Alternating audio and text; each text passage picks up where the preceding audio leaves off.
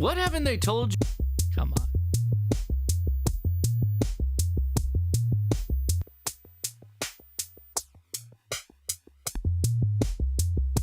Let's play a game. You don't even have a call sign.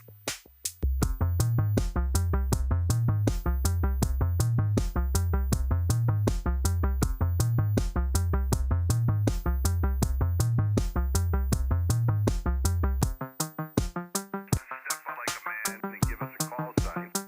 And give us a call sign. Step out like a man and give us a call sign. And give us a call sign.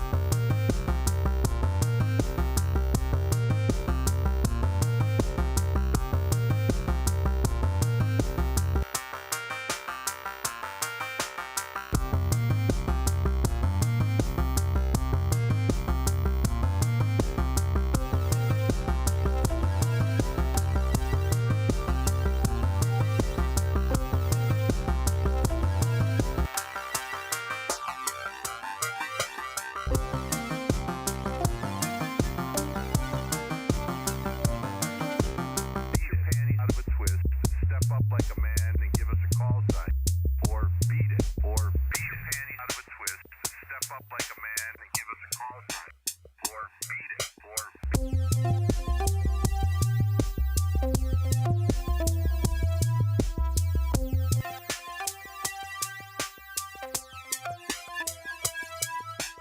let's play a game.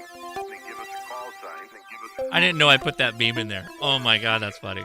let's play a game. The godfather of frequencies. Woo, buddy. Let's play a game. How's it going, everybody? This is the after chat. Call sign. Or beat it.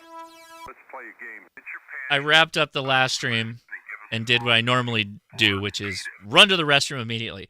And my youngest son, Edison, who I talked about, the closet monster, came running up. He was like, we're going to play Mario Kart. He's like, I want to play. He's like, I got purple like 3 times. He's referring to drifting. I taught him how to properly drift in Mario Kart last night because he was just all screwed up. Got him sorted out. He's like, I got it. I want to race you now. And it's like, dude, I got to say, like, Smash Bros. And they haven't even gotten into Counter-Strike or any of that stuff, like the proper shooter games. Like, they play Fortnite, and they're like, yeah, they're all right.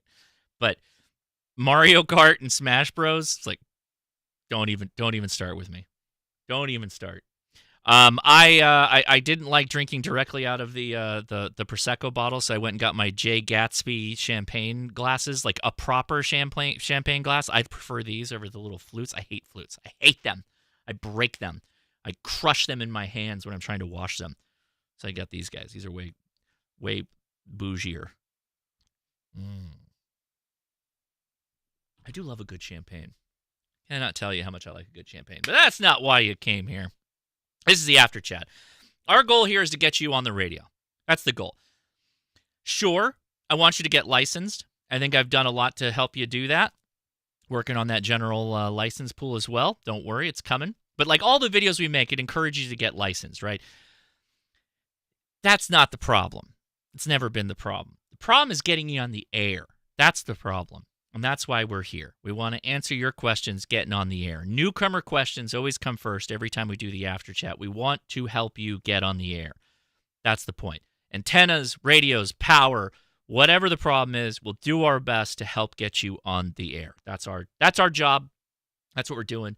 We do it as a labor of love because we assume you're going to be another hand we want to make a contact with. We want to put you on our log. We like filling out our log books with cool people that we haven't been able to like make a contact with. You could be that next person. But I do this not alone, never alone, always with friends. And a lot of my friends are on Discord right now. So we're going to hop over there and say hi to all of our friends. Let's do that right now. I was just going to say, that's been a while. Hi, Josh. I thought it was a different one. We're dead. A lot of people. Yeah. A lot of people today. Love it. Hey, Josh, how are you? Hey, how's it going, everybody? Well, I've been worried about you. Thanks for sticking. Oh, yeah. So I'll say this up front. LA County is huge. It's huge. When I talk about LA, like I say I don't like driving in LA, I don't like going to Hollywood, that's the northwest side of LA County.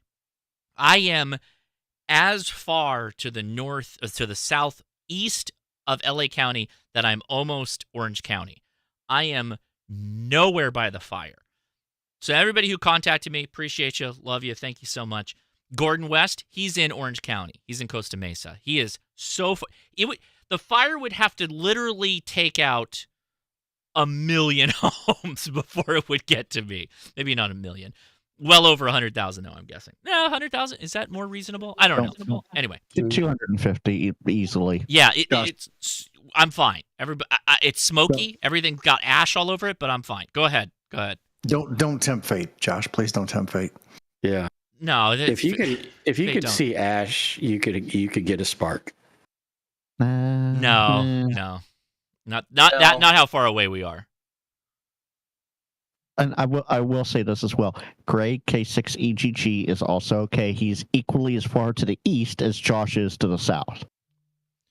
And actually, Mark is the closest out of all of us in the Discord. Mark is actually proper. Well, not proper because you got the Whittier Hills separating you, but yeah, and we're all good. We're all good. I am fine too, despite what all of my family wants everyone to believe. I will not die in a fire tonight. I hope. Yeah. And now, I tell you, y'all have that neighborhood app? You've heard of this neighborhood app before? Yeah. My neighborhood app, people in my town in Cerritos are posting, really worried about the fire. Do you think that the fire is going to hit us in the night? And everybody's like, no, of course it's not. We are 20 plus miles away, and there are so many homes between us. Like, there's no way it's going to hit you. Comment? Go ahead, comment. All right. Just for fire safety, get Genesis Protect on your phones. Know what zone you're in. That's what the firemen are going, and the LA County Office of Emergency Management, or whatever county you're in, is going to activate to tell you to evacuate. Yeah, good call. That will give you the best information. If you want to watch the fires, get Watch Duty. It's infinitely better than Genesis Protect for that, but Genesis will blow up your phone when you need to go. And all I got to say, Josh, you might get those notifications on the neighborhood app. I have a friend I'm on their ring system with, and they're up in Koreatown, and man, that's different. They're closer. Some of those notifications. Oh my God! Yeah.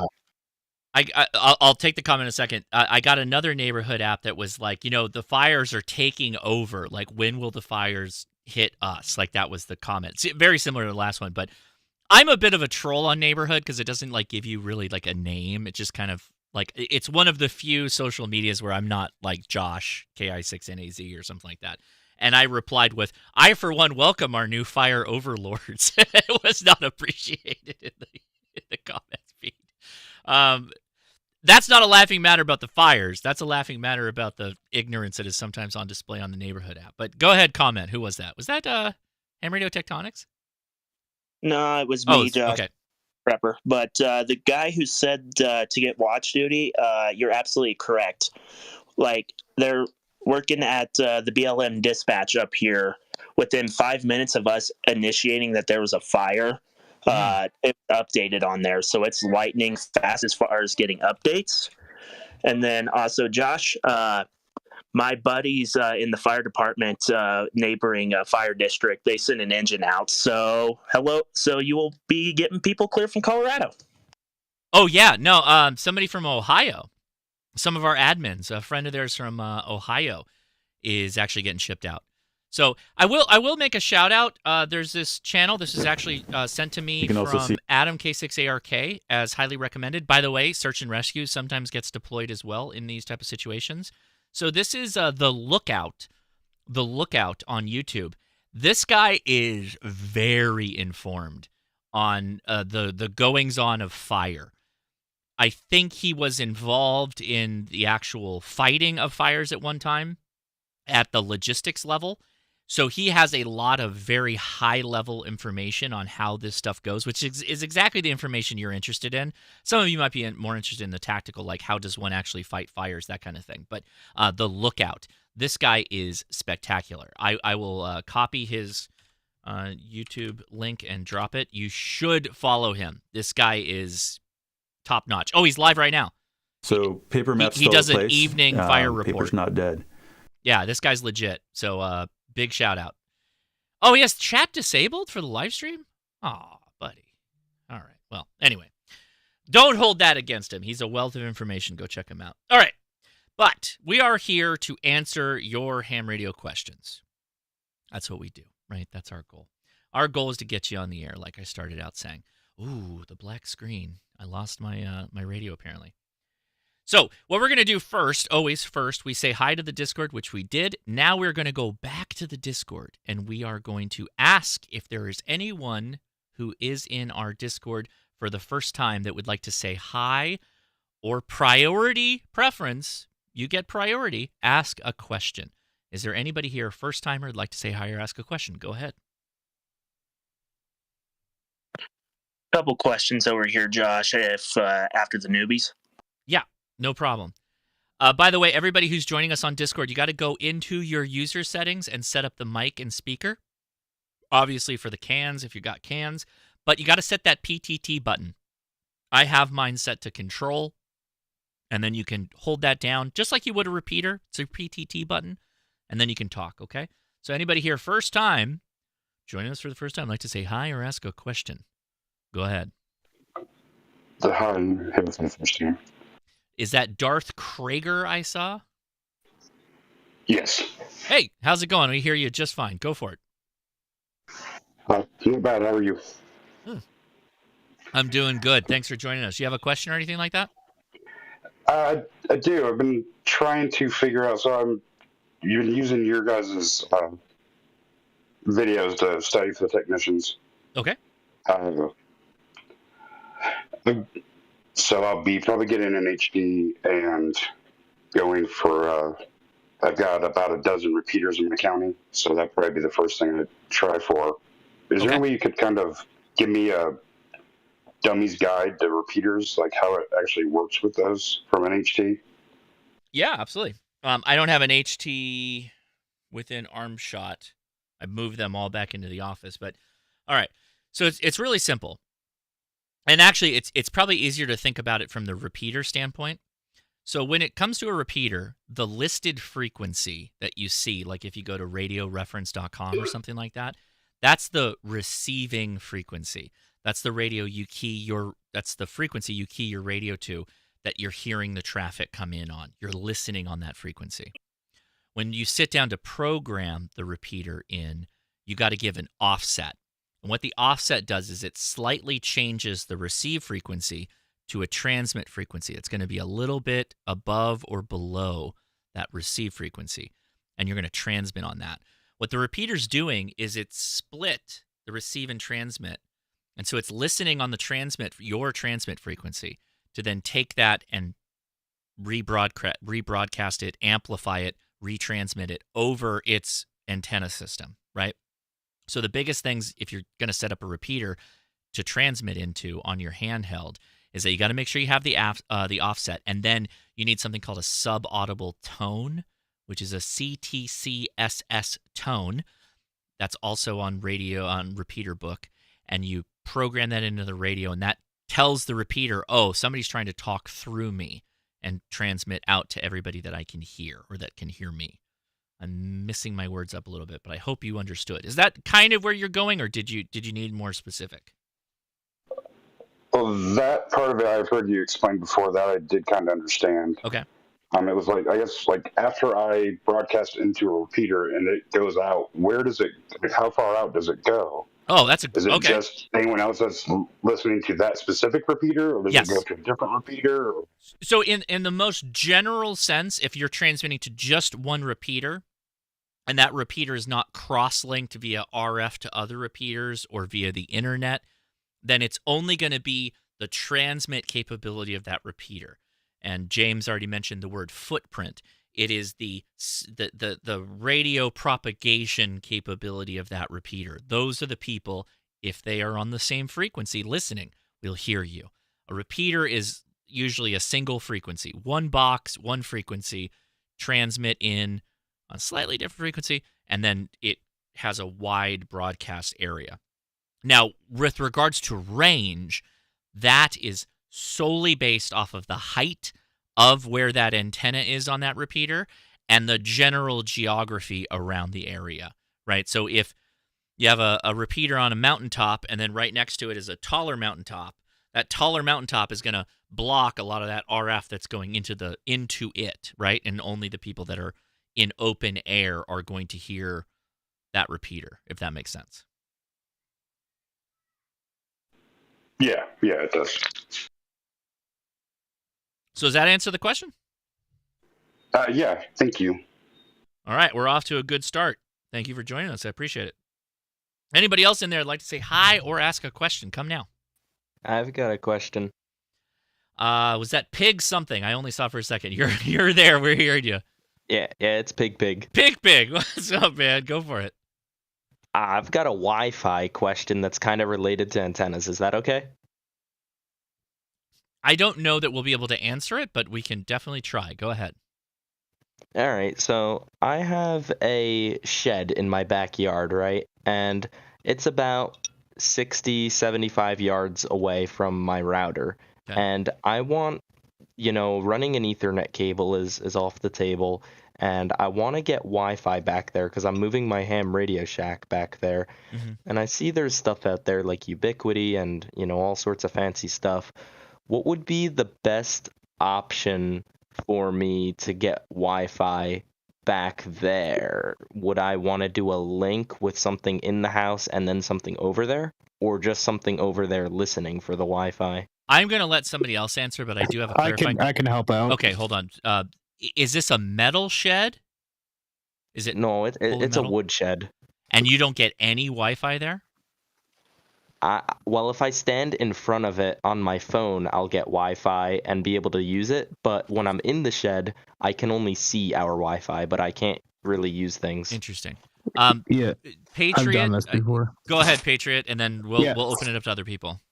Yeah, there's a couple options. You can either get a strong outdoor AP, which is what I've done a lot. Also, when I was doing these with clients, assume he doesn't know what an AP is. So AP is access point.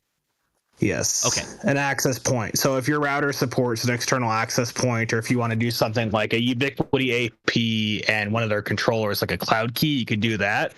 Or honestly, probably one of the better options for you, because it's simple, is a point-to-point bridge, which essentially just, beams a network from one bridge to the other, essentially, and you put a switch on the other end of that bridge, and it just basically puts your network over the air.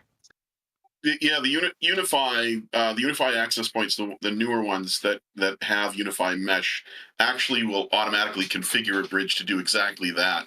Yes. If there's no wired connection.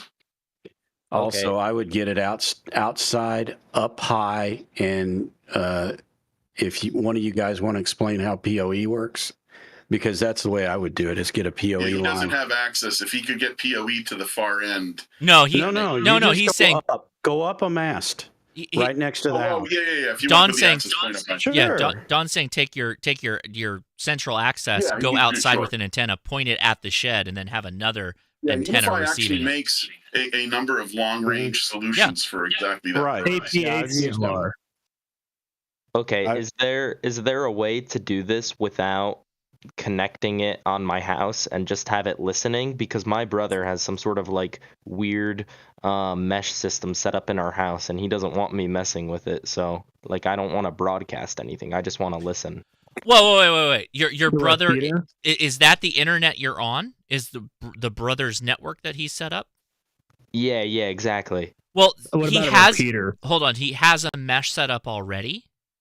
Yeah, but it's only in our house. But can you just ask him to extend the mesh to the shed and buy whatever the appropriate device is to extend the mesh? So you're saying it would be better to put a device in on the outside of our house to reach to the shed? So everything we're talking about right now requires you put a device at the shed to extend the Wi-Fi coverage. You're going to have to do this regardless of everything everybody's mentioned, right? That's basically what we're saying, is that you take a mesh device and honestly, working with your brother might actually be the best way, because you already have a mesh set up at home. So anything we're telling you might not work with that system. So you need to pick the system that will align with that mesh setup, right? and you need to have a mesh device in the shed so that it becomes, well, in the shed's the wrong term. It needs to be it needs to be at the appropriate location close to the shed that you'll be able to get Wi-Fi off of it, but then it can also mesh with your home equipment, your house's equipment that your brother set up.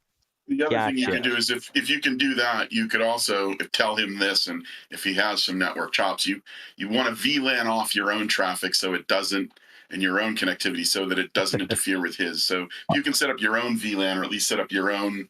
You guys are hitting him. You guys are hitting him with the advanced networking courses right now. One of the besides intelligence. Is there any guys?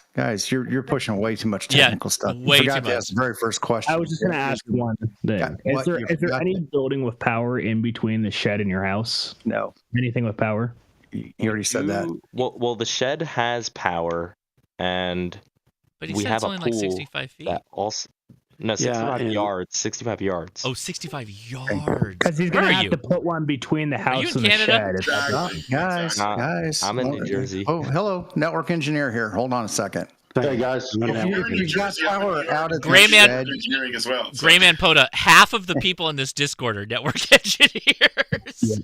Yeah, but I actually have credentials to prove it. Well, Don's going to get mad. Oh, Don's coming at you. Yeah, that's Here we go. words. Here we go. Nerds. No, what two things? First of all, the budget is the first thing you got to figure out. But secondly, the thing that might be easier, they actually make devices where you can backhaul Ethernet over power lines.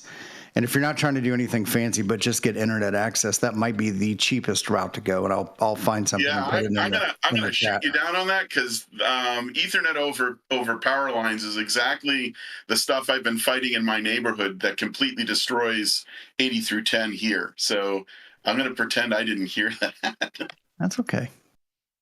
Yeah, the other thing is too, I mean, what I have done when I have done this, and I've gotten up to 56 kilometers of Wi-Fi. And what you do, it's the same thing as it is for 2 meters and anything else in that upper frequency range. Height is might. And if you can get a little pole and stick something on a pole up high, even if it's next to the shed, then you're going to hear that Wi-Fi a lot better than your phone is where you're standing down by the ground. And then you can repeat it into that shed area, and it will cover that shed area. So I would try to get something up high. So something so I'm not a network engineer. I'm just you get out of here. You get out of here. No, I'm just a simple RVer. And someone who is a network engineer suggested a Ubiquiti AP. I'm going to say antenna. I may be wrong. Access up on a pole, the way that Don suggested, and it hears your brother's Wi-Fi 65 yards away and pumps it, not a network engineer term, pumps it into your wooden shed that's 65 years away. So 65 yards away, but a Ubiquiti antenna on a pole, like Don said, that is actually an AP, hears your brother's Wi-Fi and puts it into your shed. And that's RVers do it all the time. So you go to imagine you go to a strange RV park, you point this antenna at their Wi-Fi and you hear it and you use it. Okay. I hear what you're saying, and in a mobile type setup, I'd agree. But his brother already has a mesh network going. Mm-hmm. The best solution is to try and just interface with that mesh setup. Yeah, and exactly, if you that can means still. Yeah, go ahead. Sorry, go ahead. Well, I was going to say, you can still do what I'm saying. I agree. And bridge to his mesh network. Yes. The point I'm trying to make is get it up high on a mast. And the way that you power it up there is through power over Ethernet. Yes. And so you're running little Ethernet line up there to that bridge or whatever, or mesh, and it should be able to hear your brothers. If it's not, get it up even higher. But hear me out. So I'm not going to assume anything, and I'm not going to ask, because I'll just go with where I'm going with this. if there's a corner of the home that is like the closest pointed to where the shed is, like the closest point in distance, right? You could get a mesh device in the home. If it's second story, get it up high. First story, still get it up high. Put it in the corner of the home as close to the shed as possible. And then have the shed have another outdoor mesh device that's just outside that can retransmit and broadcast that Wi-Fi into the shed. I think that will probably do it. I think that will work. Yeah. I think you're probably good if you did that. That would be my call. So what I was thinking about was something that I could, like you were saying, put outside and then connect Ethernet to connect to a switch. Yeah, sure. I posted in the live chat a little TP link point-to-point bridge that might serve you well for that. So let's elaborate on that point too. I agree completely because that's going to reduce some of the losses that you're going to get going between that long haul over the air, then retransmit Wi-Fi.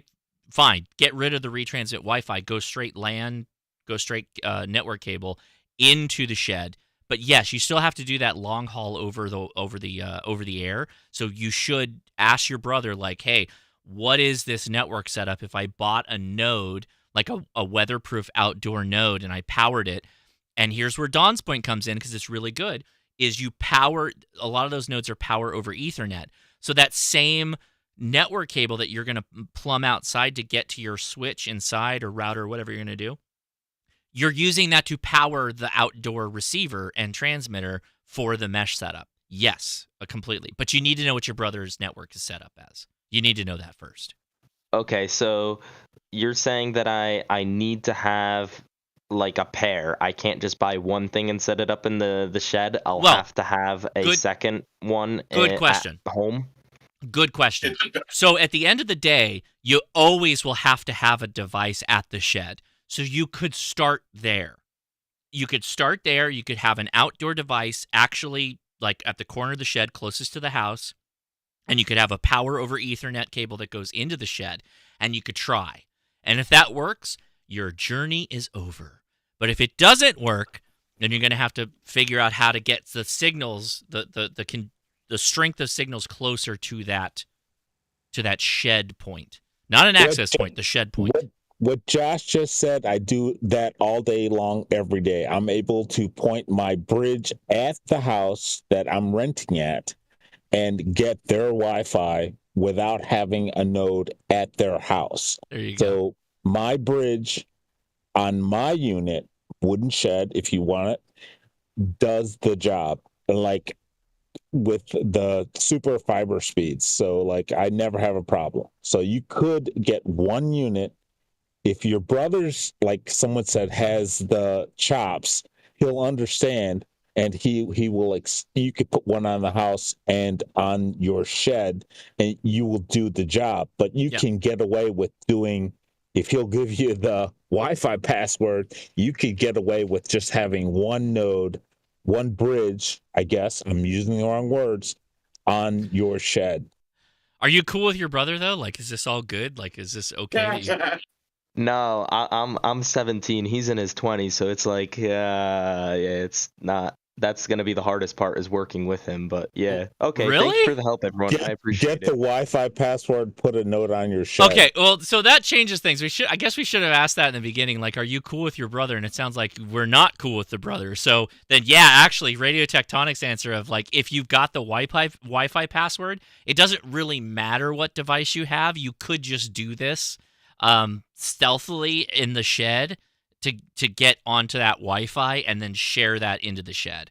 Hopefully the link that was posted is a power over Ethernet, because then you could use that Ethernet connection to feed into a switch or whatever you wanted to bring that network to a computer or whatever you wanted to do. Yeah, the one that was posted seems like it's two things, so it looks like they link together, which doesn't seem like that's what I want, because I think just to start out with, I just want to try one, right? Well, yes, if you've got the Wi-Fi and the password, then yeah, you would use that Wi-Fi password at the shed node, as we're going to call it, the outdoor shed node. but the powering of it, since you want to bring network cabling into the shed, it would be perfect to do PoE. So if someone hearing me on the Discord, if you could drop a link to something that would actually work for that, that would be fantastic. Yeah, I do know the Wi-Fi password, but he knows the Wi-Fi password. Everybody, there you go. All right. Thank you so much. That's a Does wild. the shed have electricity? Yes, he's already said it does. Yeah. Okay, sorry, I came in late. That's hilarious. What? Well, note to self: anytime I need to get the chat going wild, just start talking about networking technology. You'll go nuts. All right, anybody in here that would like to say hi? First timers here for the first time that would like to say hi or ask a question, come now. Hello, my name is Michael. You guys all gave me the ability to study for the first time. I'm not sure if I'm even transmitting, but I hear you. You're good. I'm new to the Discord, so I'm disabled veteran. You guys offered a class to me so I can study, so I can get my ham ticket.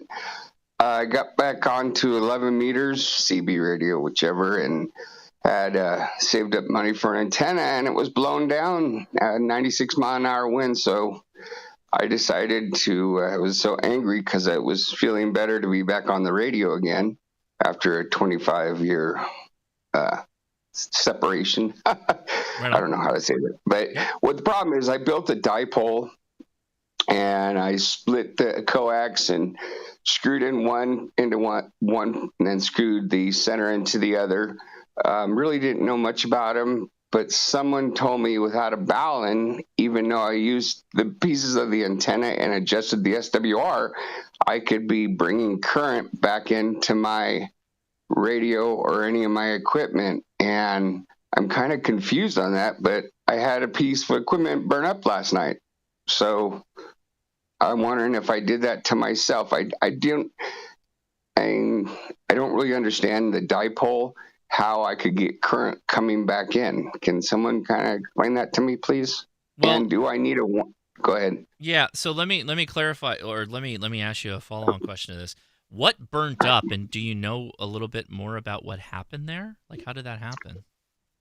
Well, something in my amp burnt up. I had an amplifier that, and I don't know enough at all. I played with crystal radios, and me too. I don't really know, but I did put it back up again today with just the radio, and it did work. I put some fairing. I did have some ferrite coils. That's not the right word. No, ferrite. Ferrite. Yeah. Yep. No, you're right. Yeah, I put some ferrites on the coax. Someone told me off on the CB, and then also I watched a YouTube video, so I put some ferrite coils on there because hold on. Hold on. You said you said something burnt up. Did it actually burn up, or what are you saying? Because you said you got it back on the air. So clarify that a little bit for us. What is that? What do you mean? So I understand. Okay, for radio equipment, I have a... What burnt up? What burnt up? That's what I took apart the amp, and I can't find it. It smelled... And I know what, melting plastic smells like, or melting caps, or... I just don't know. I can't identify that area. So I took that out of the line, and so now I just run from my radio to my meter to the antenna. Okay. I no longer have an amp. The amp no longer works. So I removed that, and I didn't know if I continue operating, because the radio has helped me quite a bit. Mm-hmm. That I didn't know if I was getting a little bit worried that I was going to burn up my radio now if I continue doing it. Okay, well, great. So you already gave me a ton of information that I was going to ask anyway next. So you said you got a meter on the other side between the antenna and the radio. What is the meter showing you for SWR? 1 to 1, and then 1 to 3, depending on where I am. I did adjust the SWR down, so good. And I do have an antenna analyzer. I'm kind of learning. Good. One of those Chinese ones, and so hey, don't matter if it does the job, right? Yeah, and so it's I'm learning, but I just don't. I can't afford to burn up any more equipment, so I'm a little freaked. Right. So let me ask you, how long was that amp in service, if you will? Well, I had no problems with it. It's a brand new amp. I've had no problems with it. I had the other antenna was a vertical, and so I've been talking on it. But the other day I was talking to a friend of mine in Australia, and then next thing I know is I started smelling something and immediately started powering it off. I wasn't networking. How long was it in service? How much were you using that amp? Key ups would be no longer than 2 minutes, and I've had it for 3-4 weeks. Oh, wow. Okay. What is the amp, if you don't mind me asking? It's a homemade amp by a gentleman it's a 307, 2-to-6, 2 driving 6. Oh, this is a CB amp. Yeah. Okay. So, sorry. To be honest with you, so everything you're telling me right now, you got a flat SWR. So from an antenna load standpoint, that's likely not causing the problem. It sounds like the amp might have been an issue. To be honest with you, that an internal issue that I don't really know because I'm not looking at it, and I'm not really an amp guy either for a lot of stuff. So, go ahead. No, yeah, it's a big investment. Shouldn't have spotted it, but I know I'm going to have to find where I'm at. I'm in northern Nevada, and there's not many people out this direction. But yeah, I'm upset over the amp, but not as upset about not being on the radio. That's kind of weird to say. Did you contact the guy who sold it to you and say like, "Hey, this thing blew up on me, and I got a flat SWR. What's the issue?" No, that's going to happen Monday morning. Okay, good for you. And then, like, power supply wise, like, I've got a good 60 amp power supply, and it's solid. It's solid. It's brand spanking new. Yeah. So I have a feeling that the amp was probably the problem. It's not the antenna. It's not anything you were running. It's somebody's asking how much. What kind of watts were you driving with that thing? I'm out in Genoa, and I was driving. It's 35. I only talk on sideband, so 35 to 40 watts. And the person that asked the question, I'm in out by Genoa, Nevada. You're telling me that amp 35 watts is what you were pushing with that thing, and you were talking to Australia? Yes.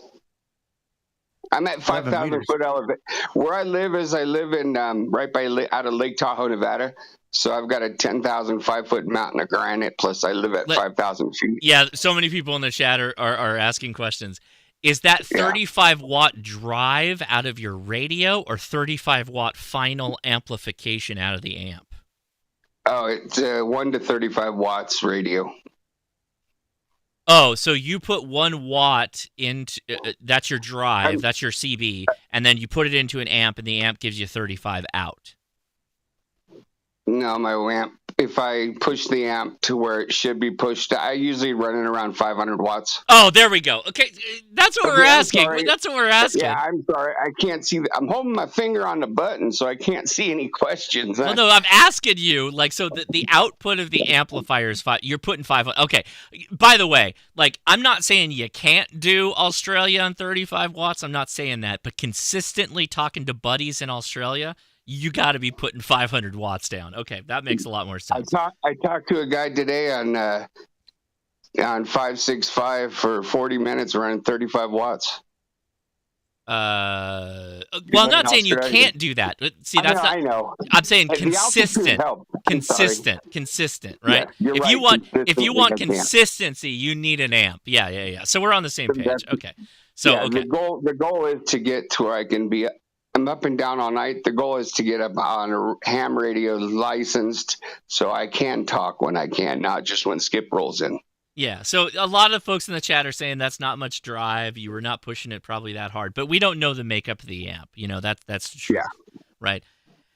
It sounds like honestly, it sounds like the amp had a problem, and you found it. You found the problem. That's kind of where I figured that out. But I was just, when someone talked about current coming because my antenna is just 13 feet off the ground. I don't have it up very high. That's and not so very high. people That's were true. talk- But it is people 11 were meter, talking about- right? You're talking an 11 meter antenna, 11 meter dipole. Yes. So the reality is that it's a little low, but at the same time, it doesn't matter because the SWR was a flat 1. Right. Right. So if it's flat, it doesn't matter if it's 2 feet above the ground. If to your radio it's received as a 50 ohm resistance, then it should be fine. It should not be the problem. Okay. Got 2 comments, Josh. And another. Is that who was the first comment? First James. comment. James, go ahead, James. 2 things that I'm hearing that he hasn't answered the question to on the power supply is one, can it handle the current with a little bit of spare room? And the second question is, what is the duty cycle on the amp? Those are both good questions. First question is, the amp is not powered by the power supply. It is a base amplifier, so it has its own power circuit that plugs directly in my wall. And I don't know the duty cycle on that one, but on It's a CB amp. So the power supply, it's regulated 60, but it's just driving the CB radio itself. Cool. What model of amp is that? 307. Well, that's the manufacturer, but the specific model. 2x6. Okay, thanks. And 2 then- driving 6. And then, Michael, I'm going to tag you in the Discord chat with something. Knowing where Genoa is, reach out to the Sierra Nevada Amateur Radio Society. I'm part of their club. Reach out to them. They have some guys that are really good with troubleshooting equipment, even CB stuff. Use the contact on their page. I'll tag you here as soon as I unkey. Reach out I to them. appreciate that because I do know I need to reach with that group to take my license, to take my test at home. I was told to reach out to them because they can help me with that. Oh, And you can also use Ham Radio Crash Courses VE Team, which is absolutely fantastic. I will put a plug in for Josh because I know they have an awesome team. That's there. on them, man. They're Josh, amazing I think on their you're the own. one that- I didn't do anything about it. They're amazing all on their own. So I just tagged the ham radio course crash donated to me. So I'm going through some procedures. Go ahead.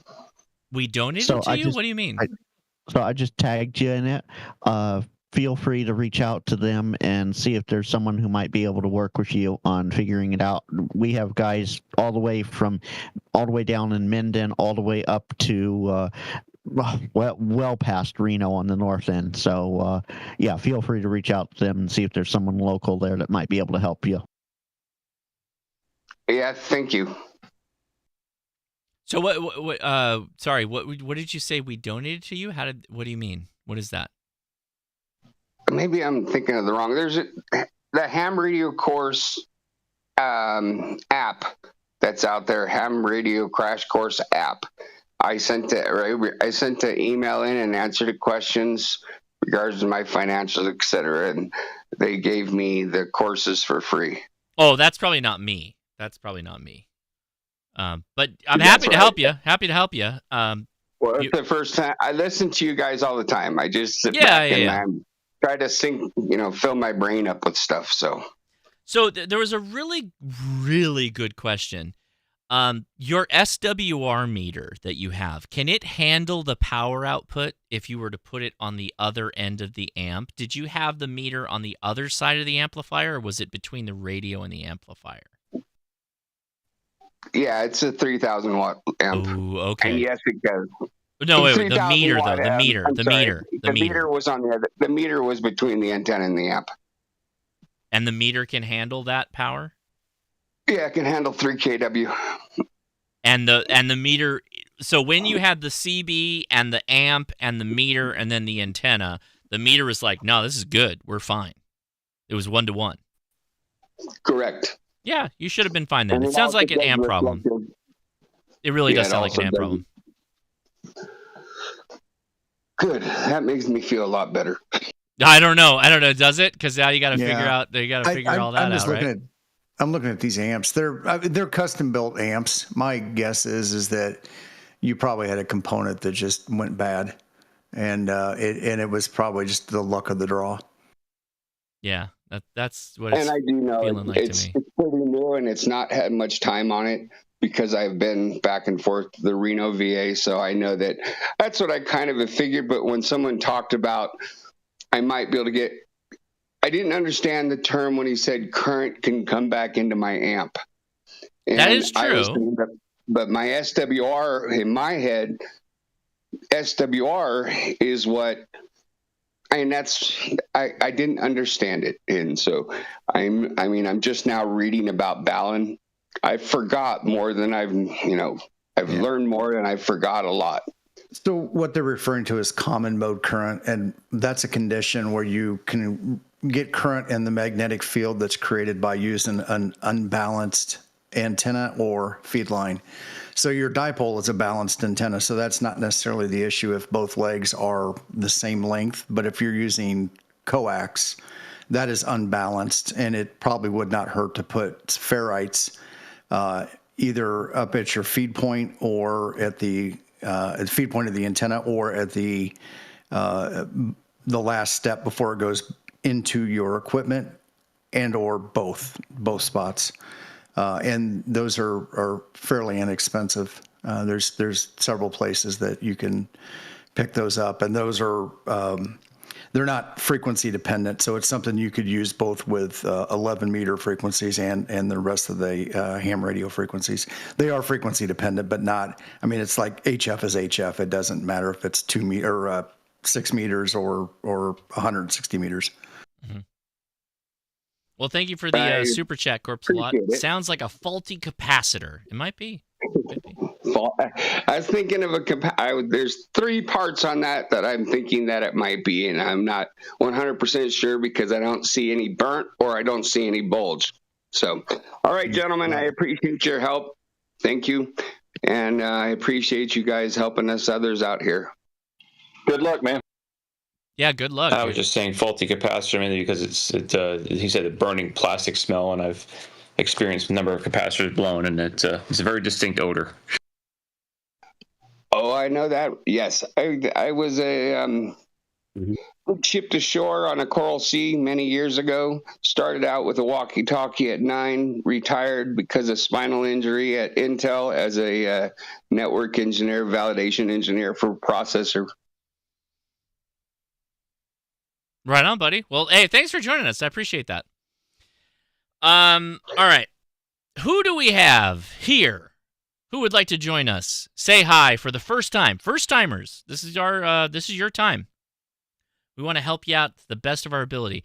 Somebody's here the first time, like to say hi or ask a question. Go ahead. Hey, can you guys hear me? This is Chad. Chad, we hear you, but you got to bump that mic up big time. The mic volume's really low, buddy. Any better now? No. No, it is not.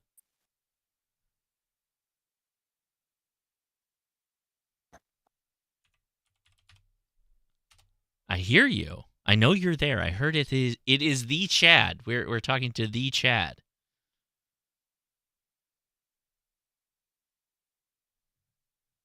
While you work on that, Rob asks, question, are you going to bring back the shows where you evaluate property for antenna types and placement? Yeah, I usually do that like 2 times a year about-ish. Absolutely, yeah.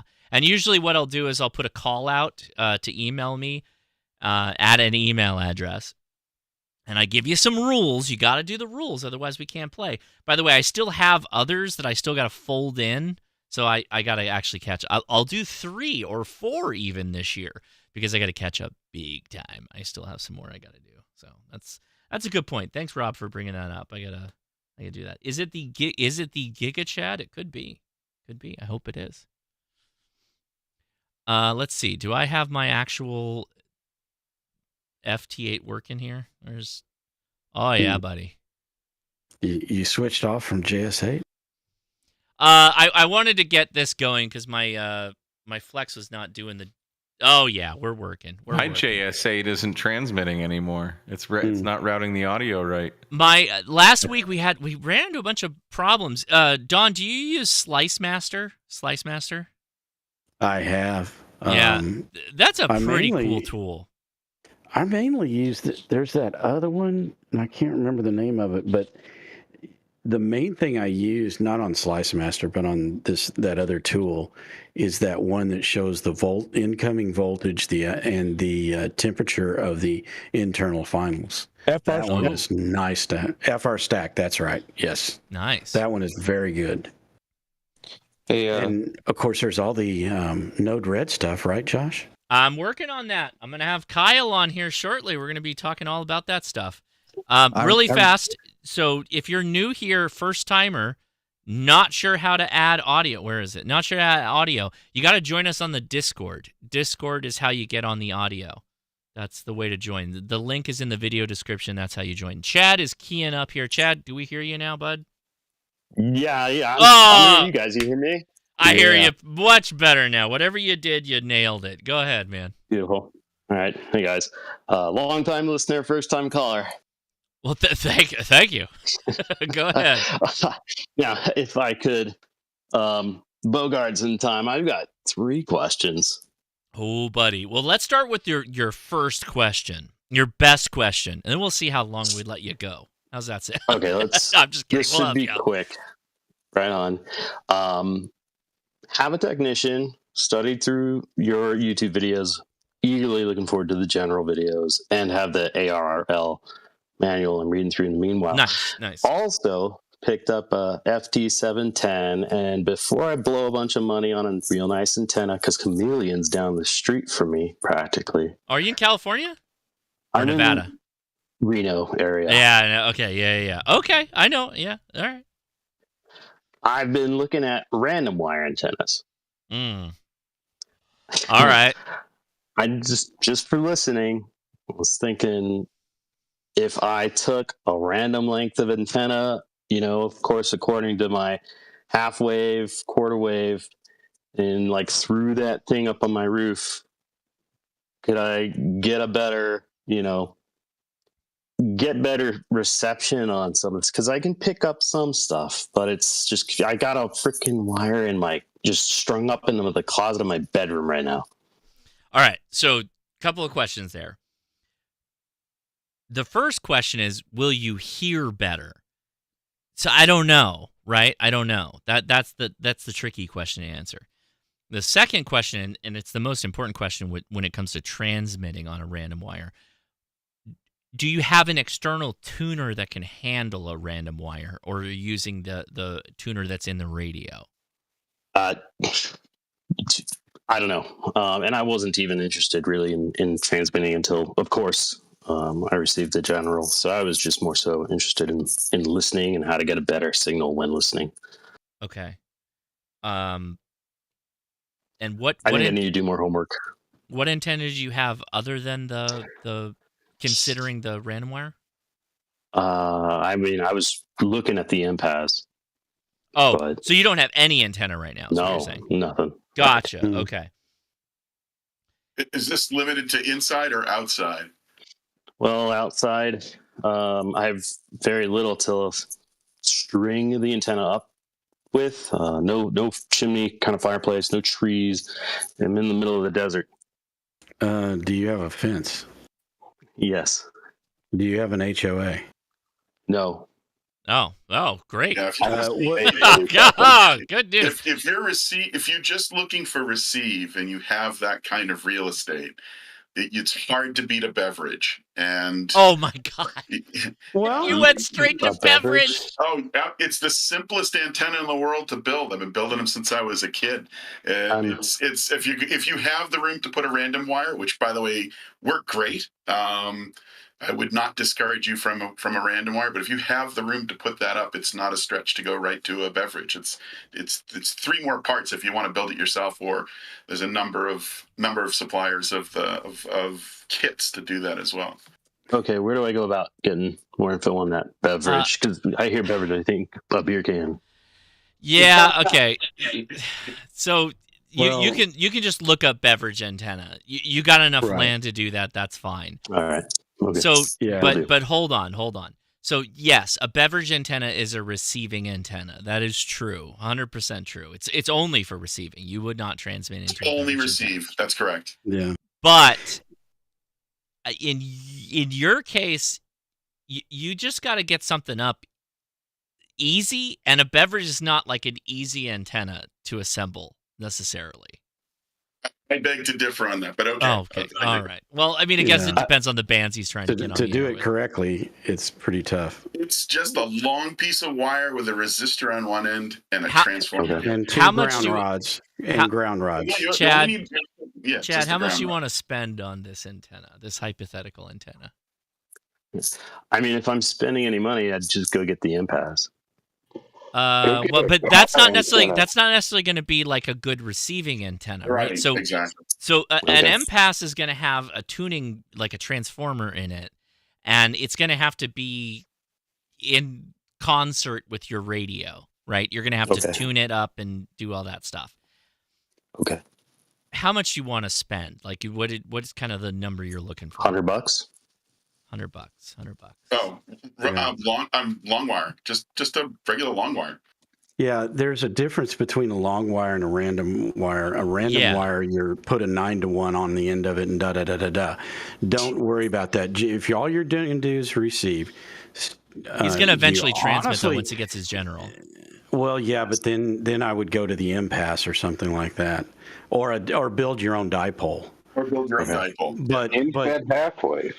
But just for listening and get on the air quick or get to listening quick and better, just take a piece of wire and run it as far as you can down your fence if you can. Okay.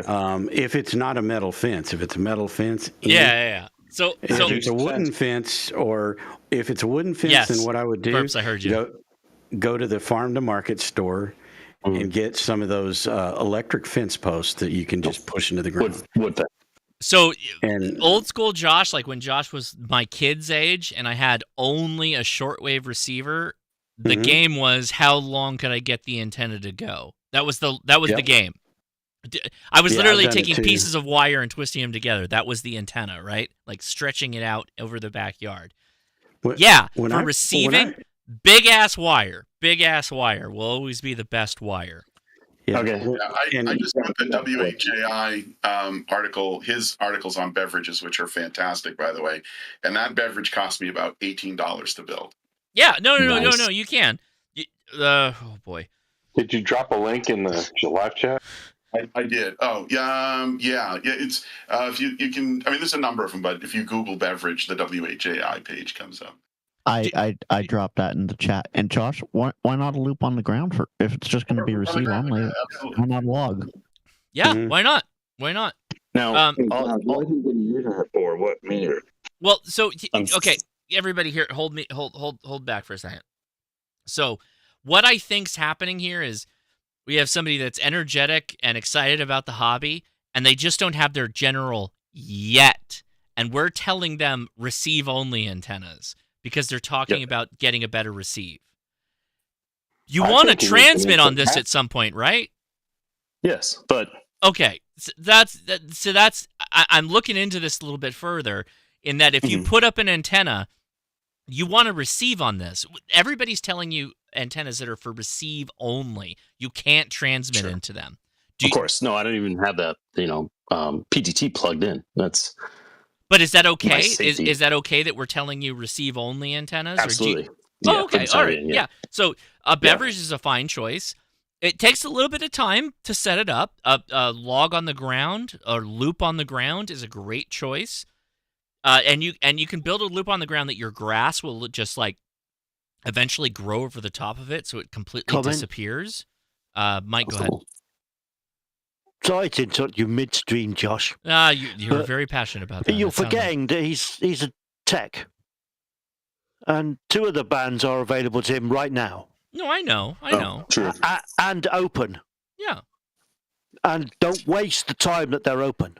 Well, but he likes to listen. So Yeah, but that you're wasting the time. That by the time he gets the 10 meters Oh, shot, you're right.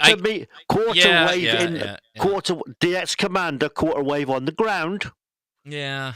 And he can use that for receiving. I started with a 150-foot piece of wire, the same as you did. Yeah. And the only thing I made to make it work was to make a balun out of a toilet roll and an old capacitor. And by the way, I started out with about a so you don't need to spend the big money on a thingy. You can get an old capacitor from but what I'm saying is there's these little Chinese kits with telescopic antennas in that cost like $21. So you Chad, buy that, run a bit of 50 ohm coax, and you can transmit and receive on 10 and 6 and 2 meters actually. Yeah. Chad, do you understand where he's going? Also, the fact that it's 14 megs, it's a resonant length for 14 megs. Okay. It'll work down to lower frequencies without too much of a loss. Chad, do you understand why he's being passionate right now? Like, what kind of radio do you have? What radio do you have? It's the FT710. Oh my gosh! Oh my gosh! Oh yes, you need to get on 10 meters, my guy. Okay. Okay, so I was listening. Yeah. Hang on a minute. The go-to antenna that does what, 86 meters. We're gonna help you out, Chad. There's gonna be a long talk. Mike wants to get in now. Go ahead, Mike. Well, I only got those 2 more questions. Well, we haven't even got through the first one. We're nowhere near done with you, Chad. Chad, you're not going anywhere. I may have missed this, so forgive me. Chad, when did you get licensed? You said you're a technician? Yeah, I got licensed creeping up on a year now, I think. Okay. So all I want to say is welcome. Yes. And this is what happens when you ask a question about anything in ham radio. Yes. You get a bunch of people with a bunch of opinions, and they're not necessarily wrong. They're not necessarily We're all right. friendly, it's just though. We're all friendly. What has worked for that person might not work for another person. Or, there's so many variables. But all of us here right now are here because we're all friends. Most of us have never met in person, ever. But ham radio has brought us all together. So, like, when you hear these guys chiming in, and especially that guy Mike from over the pond there, he's a real loudmouth. I'm kidding. We're all very opinionated and passionate about what we do and what we use. So I just want to say, don't misconstrue any of this as like anger or fighting. We're all friends here, and we're talking about what we love. So, of course, keep that in mind. All right. Of course. So I mentored a guy who I'm in no position to mentor anybody, but I mentored a guy. You absolutely are.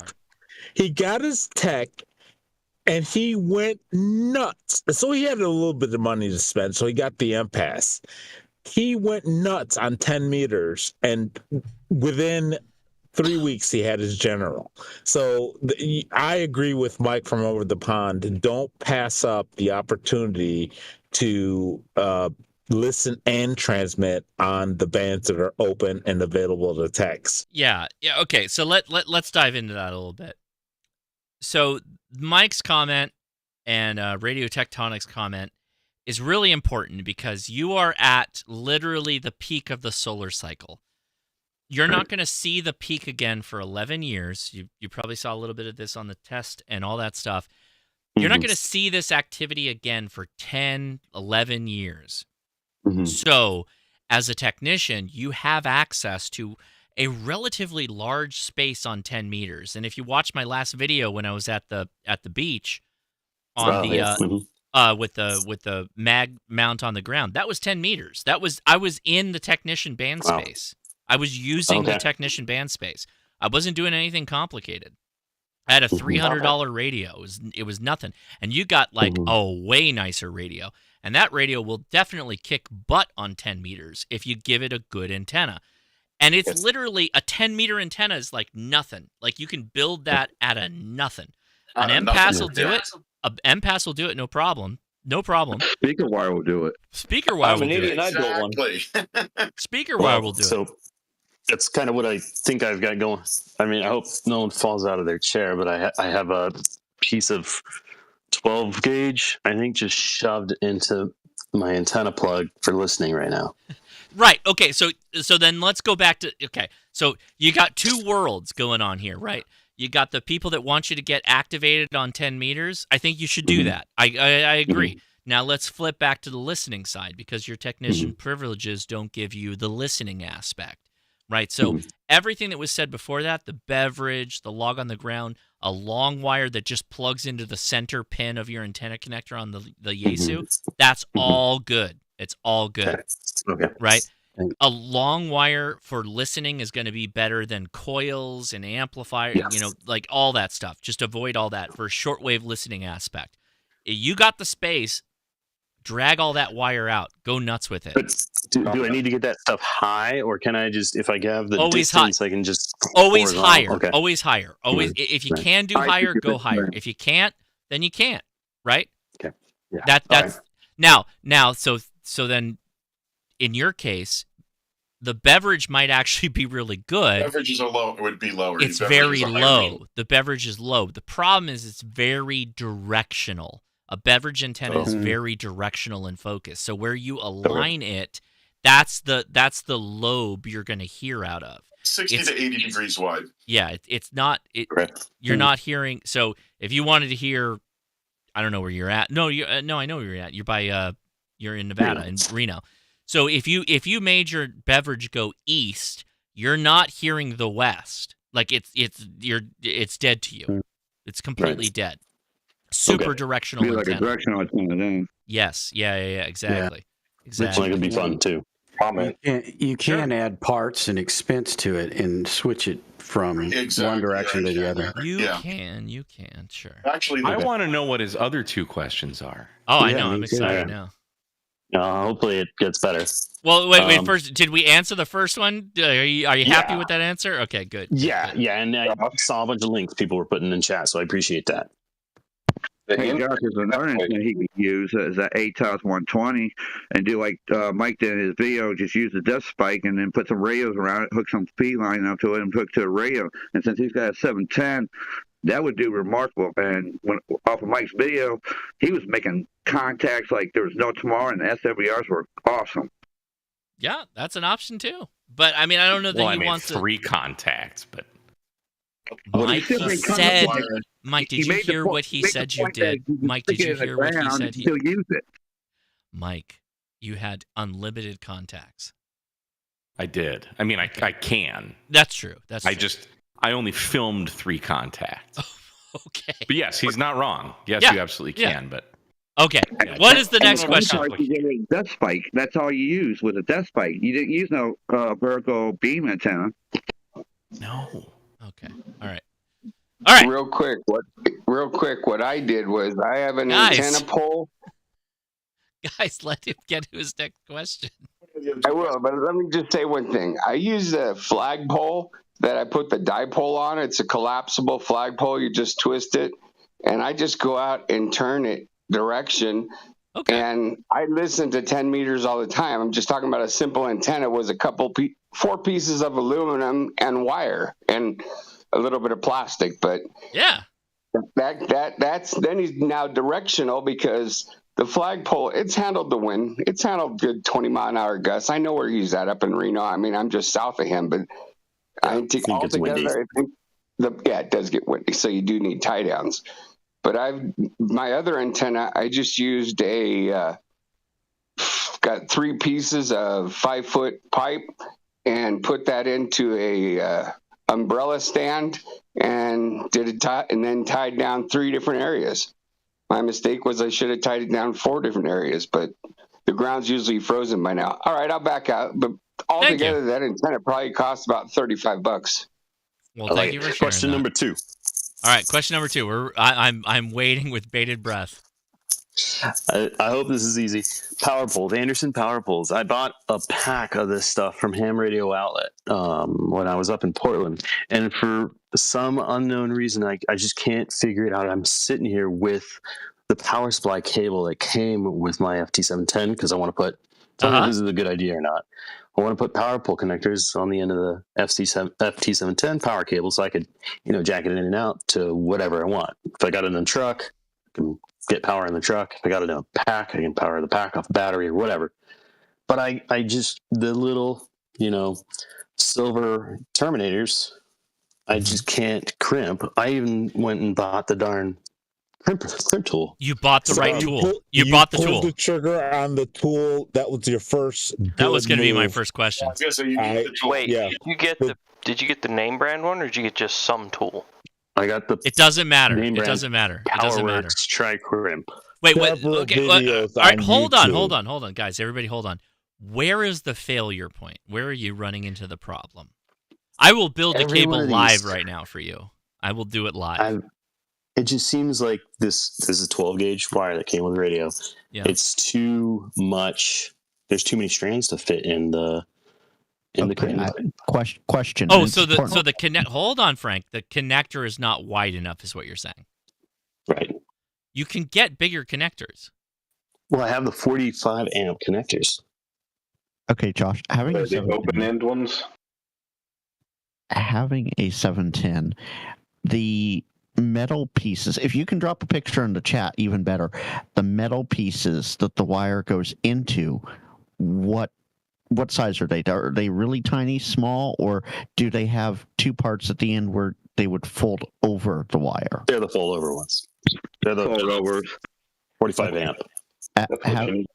Having the 710, those should work okay. You'll have to trim away a small little hair bit of the wire, the exposed wire, but those should work just fine. I have 3 cables with FT710 connectors on one end and the Andersons on the other end, all made up. What size wire is it? Are we close? Are we 12 gauge? 12 gauge. Those 45 amp connectors are for 10. 45s are for 10 to 12. You're doing it right. You're using the right size connector with the right size wire. So are we close? Are we like super close and you just have like a couple of strands that aren't fitting? Yeah. Cut they the strands. should all fit. Cut the strands. Well, so the 710 comes with like very, very tinned cables on the end. Oh, Did you cut all that that's out? a good point. That's a really good point. Yeah. Cut the Yeah, tin cut that cable off. end. So about 2 inches of the cable are tinned. Cut that off and remove the shield. Couldn't he just shred the wire down to bare? Well, let's hear what he stranded says. wire. Let's hear what he says. So are you saying it's tinned towards the end that they ship it with? So the bare wire, that bare loose end is tinned. Snip that off and then remove the shield like an inch, and then that should fit into the connector. Okay. Try that. I mean, we'll wait. We'll wait right now. We'll wait. Yeah, cut like a half inch into the jacket of the wire, because sometimes that tinned part, that soldered part, you probably have an inch of tinned wire. Yeah, just cut a little bit into the jacket. Just get rid of that, and you want to strip the wire so it's just bare strands, and then twist those guys together and crimp it, and you should be golden. Would it make sense? What crimping tool are you using? The genuine Powerworks. The genuine Powerworks. A Powerpole crimper. Yeah. Yeah. No, yeah. He's got the right one. I've never crimped. I've always soldered. How dare you? I'm just kidding. Crimp then solder if you're going to put solder. By the way, I'm with Mike. That crimp is a gas tight connection, so that's. And I will add this: if you're still having issues after you try it, I will drop a photo of exactly how I have it on my 710 power cable. If you need it, just let me know. Why don't you just drop it anyway? Yeah, just go ahead. Yeah, 10 of us on this channel, about 10 of us on this live stream Discord have videos for this. So just YouTube. I'm curious how many have on showing YouTube. the 45 amp though. I don't even know if I do. The 45 amp is pretty big. It's the open-ended one. It's like the U clamp one. Yeah, those are 30 is kind of the norm. 30 is when the you norm. have bigger wire, I've crammed 12 into the 30 amp ones. Like you can do it, but listen, I've crammed a lot of things into smaller openings. All right, dude, I put 26 gauge in the 30 amps, and you gotta finagle a little bit. Well, you can do it. Can I ask? Hey, Josh, I got a question about that wire. Well, hold on. Wait. Chad, go ahead. It seems like the wings that are supposed to wrap around the insulator, the rubber are even too small. And I'm sorry, the wings? There should be no wings. The rubber. Those don't go around the insulation. Those go around the wire. They're made for 10 gauge wire. There's one end of the Terminator that goes into the plastic pieces, right, for the power poles. No, the plastic doesn't go in. The metal goes in. Right. I'm saying the metal goes, once you have it crimped, you push it into the plastic. Oh, okay. Okay, wait. Right. So, wait, you've crimped the connectors on? No, that's the failure point. It's the wire is so large, I can't fit it on these 45 amp connectors. Wait, okay. So let's go back a step. So you cut off the tin pieces, and you have 45 amp connectors, which are the open U connectors. They're open. Right. There's not like you could just put the wire in the middle. Correct. Now I'm starting to wonder if I have like a bad bag of Terminator. Chad. Question. Hold on. So the 40 amp, 45, 40 amp ones are an open connector. It's open. It's like a U, and you put the wire in the middle, and you put it in the crimper, and then it binds them together. Are your connectors open like a U? Yes. Okay. So when you put it into the crimper and then you put the wire in, that should fit in no problem because there's tons of space. Bare wire with just maybe a technique bare wire goes into the U with maybe a bit of the insulation. So I just dropped a pic, Josh. Guys, let him answer. Let him answer. So you got bare wire and you put it into the U, right? Chad? Yes, sorry. I'm on an iPad. This is such a horrible interface. Don't worry. And so then you start to crimp, and what happens when you're crimping? Some of the strands of the wire start to, fall out. It's a really bad crimp. Okay. I'm trying to wait. How many strands are we talking? Like one or two? Oh, yeah, not that many. Yeah, okay. 3, 4. So are you taking, and I know it's kind of a little rough to do this. You might even want to put a glove on to do it, but are you twisting the end before you shove it into that connector? Of course. Okay. Okay, good. If one or two of those strands doesn't get in, no one's going to lose a life. It's fine. Okay. You can snip them off, it's fine. It's ideal if you build it where they're all in, but it's not going to be a problem for giving power to your radio, right? Okay. Yeah. So there's the first thing. Don't worry so much about that. Okay. I like somebody said, just send it. Yeah, just send it. You're good. Now I will say when you're building up the wire, so the wire is jacketed, and the two jackets, the red and the black, they're connected together. So you need to look at the connector, and you need to make sure the jacket is aligned when you start to put the connectors on. Right. You want the teeth end. You want the teeth folded down. That's the way they go into the connector, generally. Right. When you're building Otherwise the wire's under some stress. Well, otherwise you got to split the jacket and then you got to flip it and then shove it into the connector, which is nobody wants that. It's not a sexy cable. We want sexy cables. Right. Okay. All right. I'll hack away at this. You guys, did I eat up too much time, or you guys? No, you didn't eat too much time, but it scares me. There's so many people that had thoughts here, and I like them. I like them. Does anybody have anything to add? I'm going to do that. I'm going to open. Go ahead, Frank. I saw Frank first. So many people. Oh my God, Frank, you are first. Frank, go ahead. So, I dropped a pic of my red positive lead and how I have it crimped together, and I see Jody dropped a picture of how things should go as well. A quick backstory: none of my wiring is perfect, but if you can get it as close to that as you can, and mine, Chad, I tagged you, and as I posted the pic, it's just a single red wire on a oak desk. Just look at that, and if you can get at least that much wire together on it, you're good. Because I've been pumping 100 watt out, no problem through that. Mike, I hate your cable so much. I hate this. Oh my God, Mike, that connector's upside down too. I hate this wire, dude. Oh I hate my! it. Oh man, Mike. What? Oh, that's the BN Tech Go silicone You stuff. better I stopped using that. Go and get the hell out of here. It's terrible. Oh my God, They say it's that is bad. It's just straight up aluminium. No, it's terrible. I That's don't horrible. use that. That's just on some alligator clip thing that I have. Like I don't use that for radio. I use that for like See, charging. I don't like Frank's that much either, to be honest with you. I'm not happy. Nothing is making me happy right now. If you saw the crimps like in my battery builds where I'm using like I'm getting my recent battery builds with like the Harbor Freight cases. I'm using the good 10 gauge wire that I get from AutoZone, and they crimp with those 45 connectors. Fantastic, but they're only like, I don't know, 8 or 9 strand. Mm-hmm. But that BN Tech Go wire is terrible. I hate that stuff. I used to use it, but then I talked to Sideboom and he wised me up. See, who is this? Who is this? H Meister is that's what you want, but that's the wrong. That's not a 45. That's a 35. That's a 35. Calm down now. Very sexy, but you know. Jody though. Jody. Oh my God. Look at Jody's. Look at that picture.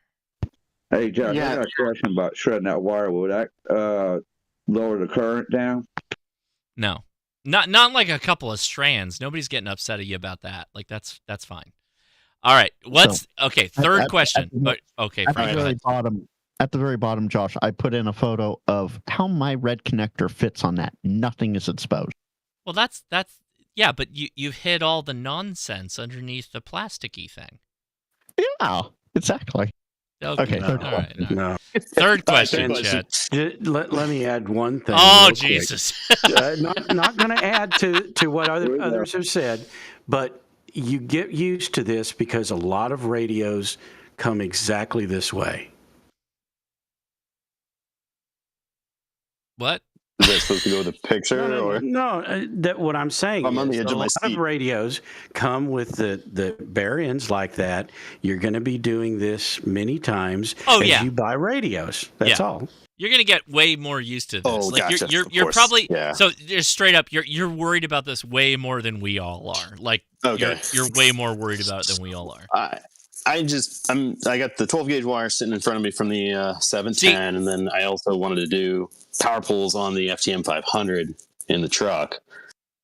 You're coming at this from like I got too much wires. I can't fit enough wires into this crimp. Yeah. And me, I'm on the other side. Like I got QRP radios with like teeny tiny little wires, and I crimp it down on the smallest setting with the smallest connector, and it's still not going. It's still not locking in. And I have to solder the connector, right? So that's the other side. Okay. So don't worry. If you're making a positive physical connection to that power connector, you're good. You're good. Okay. The only question is you gotta remove all the chaff. So if there's a couple of wires that stick out, a couple of strands, that's okay, because you got to be able to clear it to shove it into the connector and slam it home. So third question. I love these. These are great. All right, Q3. Up in Reno, we've got SNARs. Someone said SNARs earlier. The repeaters are linked. This might be a loaded question. Time to time, I'll hear, and I'm new. Bear with me. Okay. The repeater beep out. Boop, boop, boop, boop, right? What is that I'm hearing? And I thought I heard someone say, that's the repeater announcing itself. But what would pick that up? Okay. So repeaters have to do a couple of things. First is every 10 minutes or so, they have to announce themselves. And so when you hear the that's the Morse code for the repeater call sign, most likely. Okay. When you key up and you let go, and if it goes or something, that's a courtesy tone. The courtesy tone is to let you know you hit the repeater so that you can say, hey, this radio works. It's working on this repeater. That's like So kind of what's funny is like earlier when we were doing the live stream and Mike was like, that feeling on WinLink when you make the gateway and the gateway comes back to you and you hear and everybody goes like, oh, he did it. That's kind of the same thing with the courtesy tone on the repeater. It's that like, oh, I did it. I made it. I made it. That's a kerchunk. Somebody said that's a kerchunk. Yeah, that's the kerchunk. That's what you did. Okay. Yeah, that's good job. That's it. Identifier. It's an identifier. Well, Right, no, yes. the 10-minute, like when the repeater comes in, like, hello, you're monitoring the W7TWQ repeater. The weather is 87 degrees, and the wind is, and it goes for like 10 minutes, and it goes, that's the CW comment call sign. Go ahead, comment. Hey, Chad, is that right? Mm-hmm. Yes. Yeah, Chad. So what Josh is saying, I actually have my radio on right now, so I'll make my repeater do the announcement so you know what it is, and then all that other stuff for you, real quick. So give me just. Oh, we're gonna do this live. We're doing it live. Get the mic close. Let's do this. Repeater. Failure. Did it come through by chance? I heard repeater. That's the only thing I heard. Do it again. It didn't come through all the way. All right. Well, crap. Then I'm gonna have to wait 10 minutes before it happens again. I think you might have had sound cancellation on your Discord. Of course. It's okay. Well, I was going. That wasn't all the question. But you. Oh, go ahead. These are linked repeaters that SNARS runs, so I can listen to the same transmission on 2, 3, 4 different frequencies. One of them, though, is so I've got an FTM 500 I've been listening to this stuff on, and I wanted to start dabbling in the digital stuff. I think one of them is a system fusion repeater or frequency, and I'm trying to understand how it is I should be keying into that thing while I'm driving down the highway and listening, because the analog comes in and out whenever I'm going through past valleys and so on. Okay. I have, since I'm SNARS, I'm the SNARS rep tonight. All right, I'm going to run. Now you got it, Frank. You hold it. I'm going to run to the restroom. I'll be right I back. can hold it. Yeah, go ahead. Go ahead. So you're probably talking about Fire Peak, right? Yes. 1466. Yeah. Okay. Yes. So there's one digital ID and only one digital ID on that system that is the digital side. If you have DGID of 00, that's just talking to the local repeater, okay? And that'll just do local fusion stuff. If you have the DGID, which is digital ID of 28 or 28, you're linked to the SNARS DMR talk group over on the DMR side. So it goes fusion to DMR. The DMR side is only linked for like 5 minutes or something like that with no activity. After that, it drops the link. There's 3 different beeps that you'll hear on that. 1 beep says it's linked. 2 beeps is it disconnected or the link dropped for whatever reason. And 3 beeps is saying the remote site, so the DMR side, is busy. And that system is pretty neat. So there's just two digital IDs you need, 00 and 28, which will either you talk locally or you talk to the DMR talk group. And if you ever want to talk to the DMR talk group and you're not sure if you're actually getting across the DMR, send me a message and I can get on the DMR most times when I'm not at work or whatever. I can get on the DMR side and see if you come through. Okay. I was reading up on that DGID. Yeah. 00 is the default. But if I tune tune over to that frequency, am I supposed to be putting my 500 in a certain mode? It needs to be in the digital mode. Okay. DN.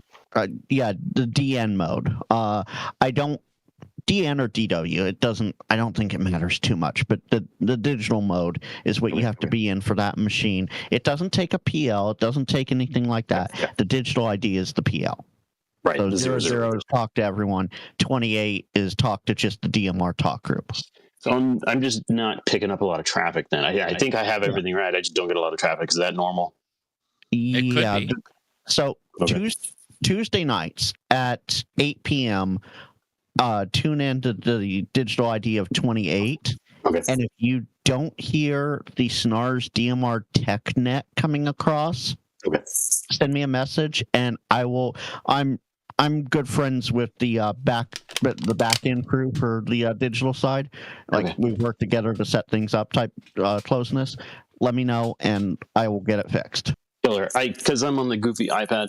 If you wouldn't mind, just if you could at me with you know SNARS or something, so I can follow up on that. I'll send you a That'd be message awesome. right now on Discord. Excellent. Thank you, and Yeah, no thanks, problem. guys. Josh, I see you're back. I am back. Yeah. So John Hawkins, like if you have a question about Winter Field Day, drop them in the chat. Just make sure you put the word question or at Ham Radio Crash Course in there, so we see it. All right. Hey, So- Josh, you guys still want to hear what the repeater sounds like? Because I got my radio up with a 2-meter repeater here. I'm gonna give you the last chance to do this. I'd love to hear it. Go for it. You got it. Run with it. It's a courtesy beat. Did you hear the courtesy beat? We heard nothing. We heard nothing. Discord took it out. Yeah, that's what I'm saying. Everybody's got their audio canceling on, so we're not going to hear any of that. I knew that was going to happen, but I my audio canceling if you want me to try it again. No, I don't. It's okay. Record it with your phone, then play it back later. It's okay. It's okay. I have a Or comment. or if you record it, like record it with your phone and then drop it in the Discord and then tell me and I'll play it. So here's a fun one. Okay, by the way, this is supposed to be about Winter Field Day. We'll get back to Winter Field Day. Thanks so much for watching. By the way, we take open questions. It's got to be open questions at the beginning of this thing. So then we'll get a little bit more focused as we go along. But random question. This is cool. This is a cool question. Random question from a pilot. Lots of young guys. I don't know that they're young. They might be old guys. But messing around on ground frequency 121.5.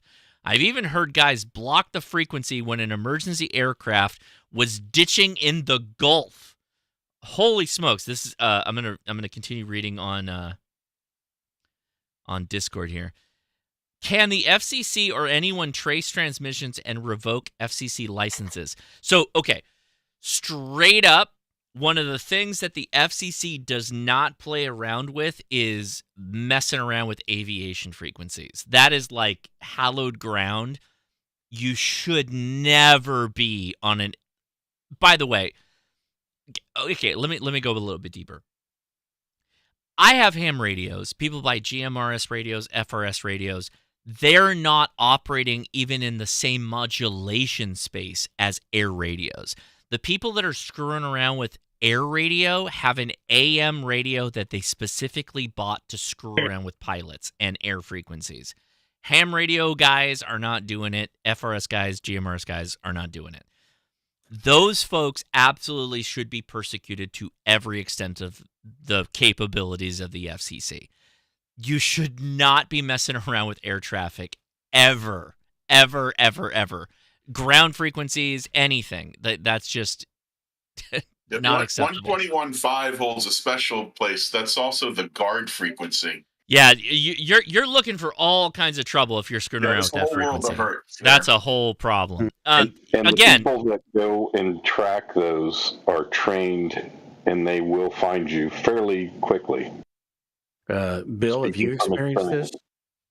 I have not experienced non-aviation people on aviation frequencies, but I know what happens.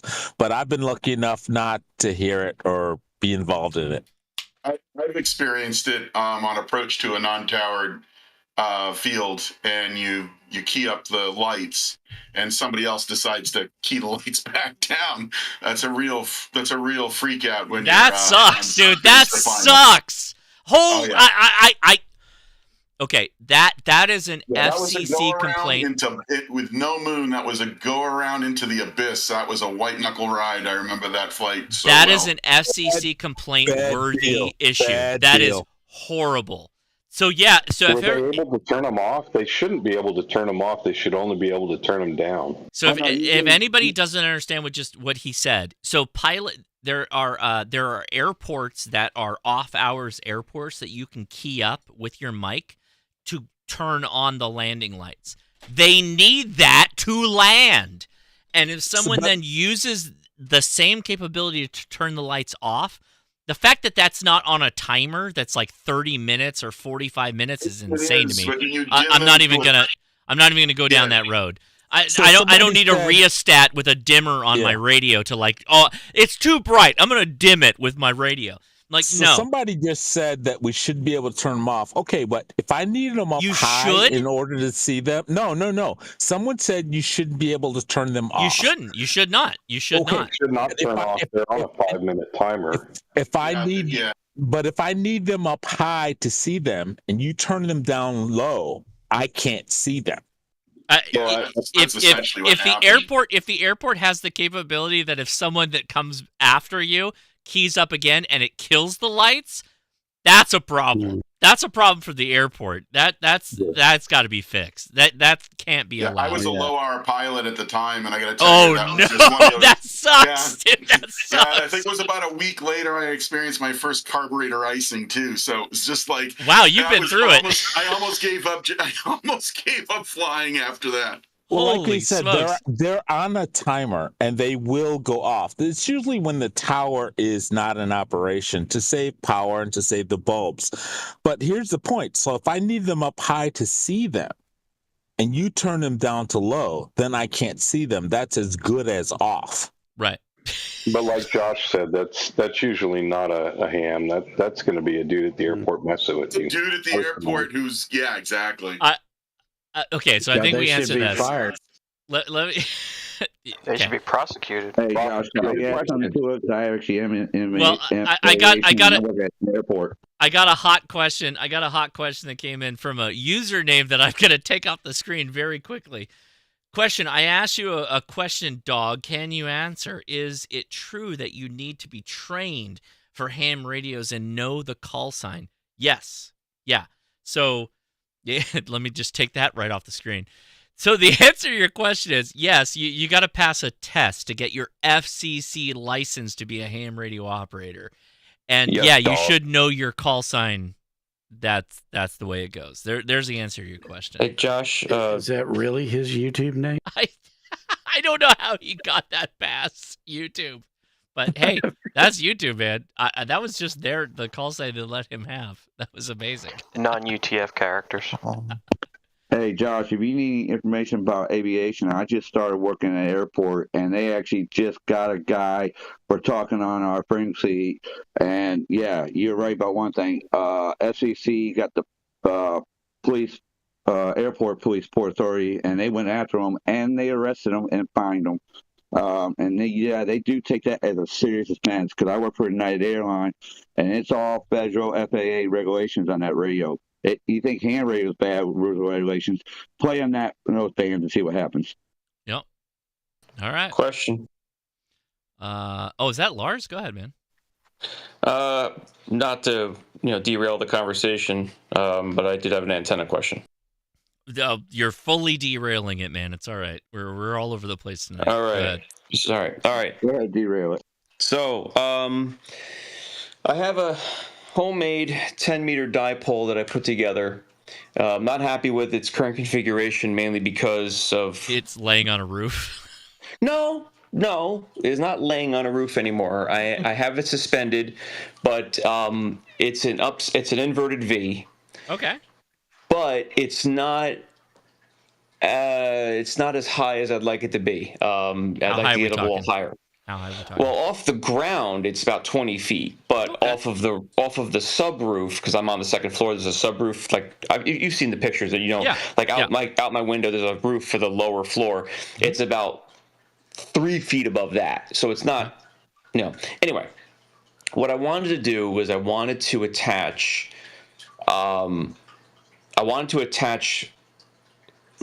lines to the end of the antenna so that I could secure it without securing the end of the antenna into the building, right? I wanted, use like an S clip or an S carabiner. Like guy it? You're talking about guying it or stabilizing it? I guess it technically would be a guy wire, but I'm not guying a mast. I'd be. I got a big fat guy wire for you. It's right between my legs. It's called my dick. Okay. Neat. Thanks. What the heck? Big old guy wire swinging around.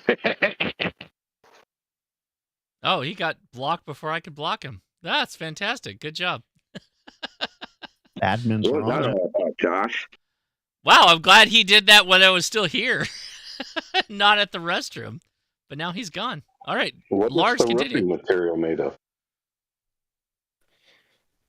I don't have anything yet now. So what I was going to do was, but my question is, I'd have to loop the antenna back on itself a little bit to create a loop for an S-beaner or S-carabiner to attach it to a guy wire or whatever you want to call it. How much would that affect the length of the antenna? Because right now I have it at length.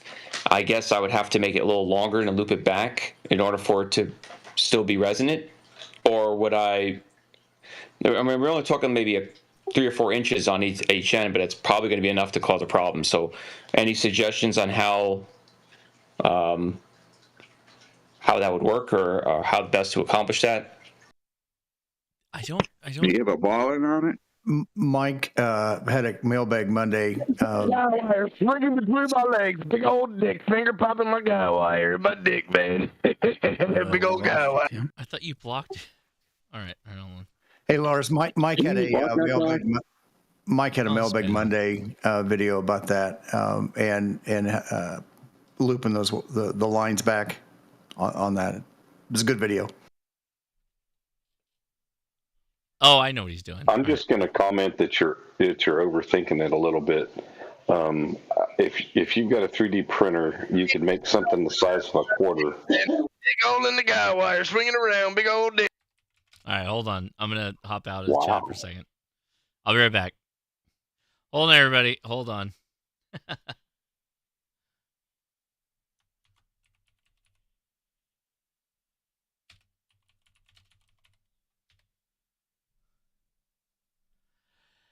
Well, we got a bit of a so-and-so that's on the live stream. Let's just hop back in here. Oh, mid-loop antenna? No, not for a dipole. You just need insulators on the end, and they don't have to be all that. You just need to drill 2 holes in the thing, poke it through the hole, pull it out the other one, twist it around, and take an inch of wire. Yep. I just wasn't sure if you're adding the extra length. Circle antenna. I got. It won't affect anything. It won't affect anything. It'll move your frequency maybe a little bit, but you should be fine. Yeah. Callum's got videos on it too. I think I learned it all from Mike. All right. Yep, that was my question. I got wire in the hole and swiveled around and finger popped on an asshole, man. Motherfucker did that. Got him. I got him. Who is that, Josh? I got him. I got him. Good job, Josh. I'm proud of you. I got him this time. He's dead. Let's out him. I got him. Who was it? So he's got a bot that will let him like jump in and scream something, and then it takes him out and then brings him back so that I can't get him. But I was fast. I was fast and watching. So thank you, buddy. Let's. Oh wait. I can do the whole band. It's still connected. Oh, buddy. Whoo, buddy. We haven't even gotten to the APRS portion of the evening yet. I got him. He's I already got mad. him. I got him. I already banned him. Banned his ass. Is that butthead gone now, Josh? Yeah, I got him. I Like I did that beforehand. DQ Josh, way to go. Josh, He went back to 7,200. Josh, one more thing real quick before I move on to the rest of the chat. Meshtastic. Yes. Not ham radio related specifically, but I have 3 nodes that I've put together. One outdoor node, solar power, solar charged, working pretty well. Got it up as high as I can get it right now. Seems like it's working really well. I built one for my wife. I have one for myself, so they're meshing really well. My question is, the coverage, obviously, because of the the nature of the area, the topographical area, like the signal just won't go very far just because there's hills like all around me. I got that. Not looking for a miracle here. Question is though, I know they don't put out a lot of power, but if I change the default from long fast to like any other setting, it would only be for other nodes that are on the same. Yes, the modulation. Right, so they don't cross. No. Okay. They don't cross. Are they linked?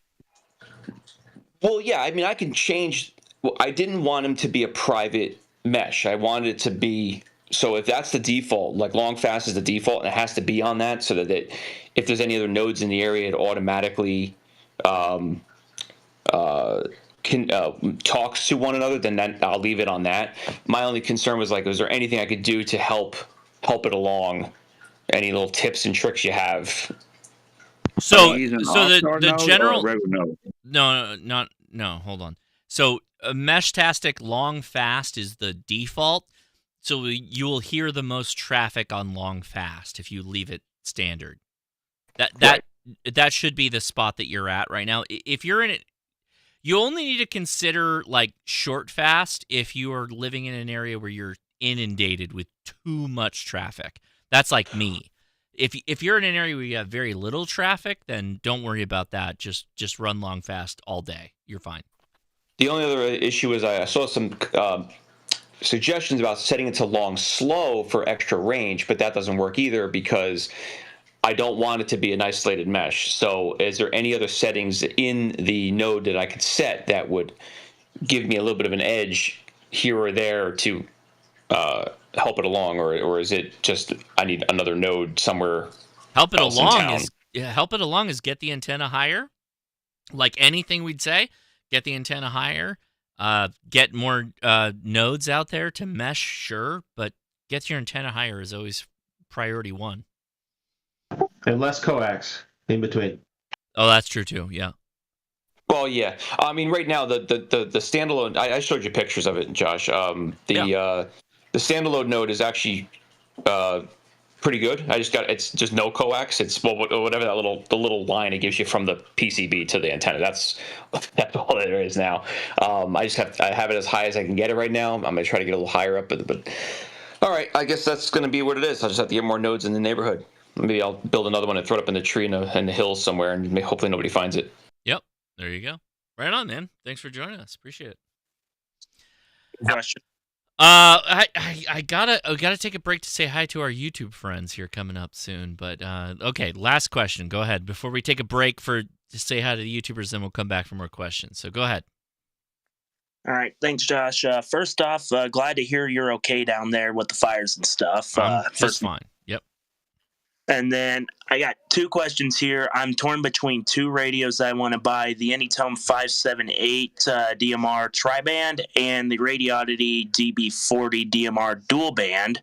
I don't need 220, but both of them have kind of relatively close to the same features. The Radioddity has a screen that's a hair of a bit bigger. I just wanted to know if anybody had personal opinions between the two. Personal opinions. Anybody got those radios they want to talk about? Because I don't have either one.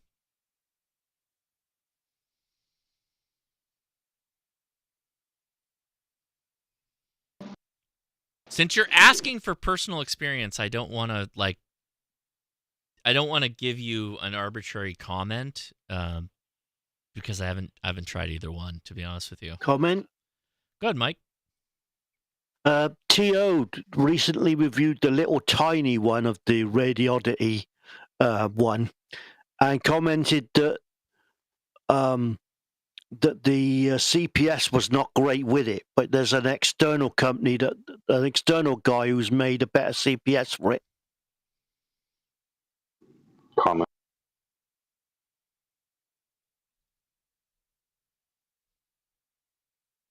Go ahead. Oh, sorry. I think Jason did a video on the first one he talked about, the Anytone.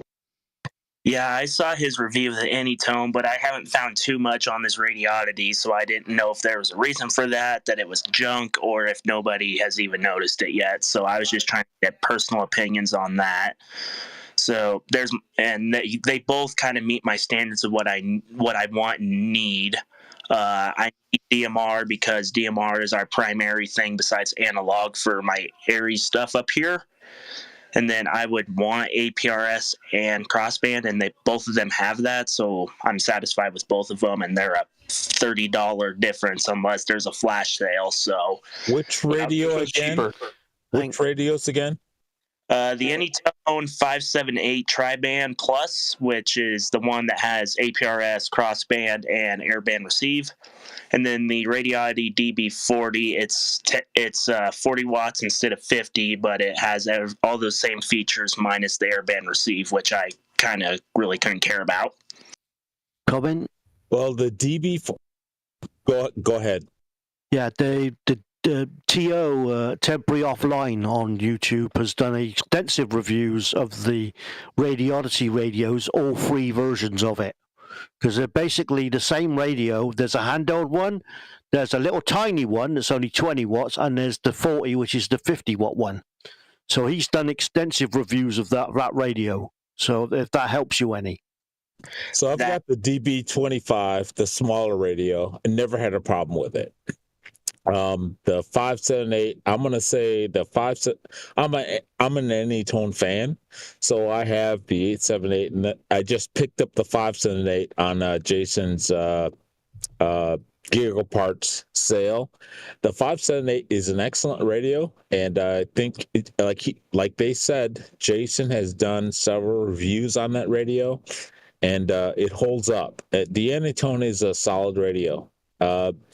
Radiodity makes a good radio too, but I think the Anytone outstrips it a bit. So they're both good radios. All right, thank you. And then my second question for the night, and this is going to be my last one, and then I'll turn it back over to you, Josh. I got my General a few months ago, but I got hurt, so I wasn't able to go to work and buy an HF radio. I know for a fact I'm not going to be able to afford one of the 100-watt, $1,000 ones quite yet. The Zagu G90, I think is how you pronounce that, kind of jumped at me a little bit because it's small, lightweight.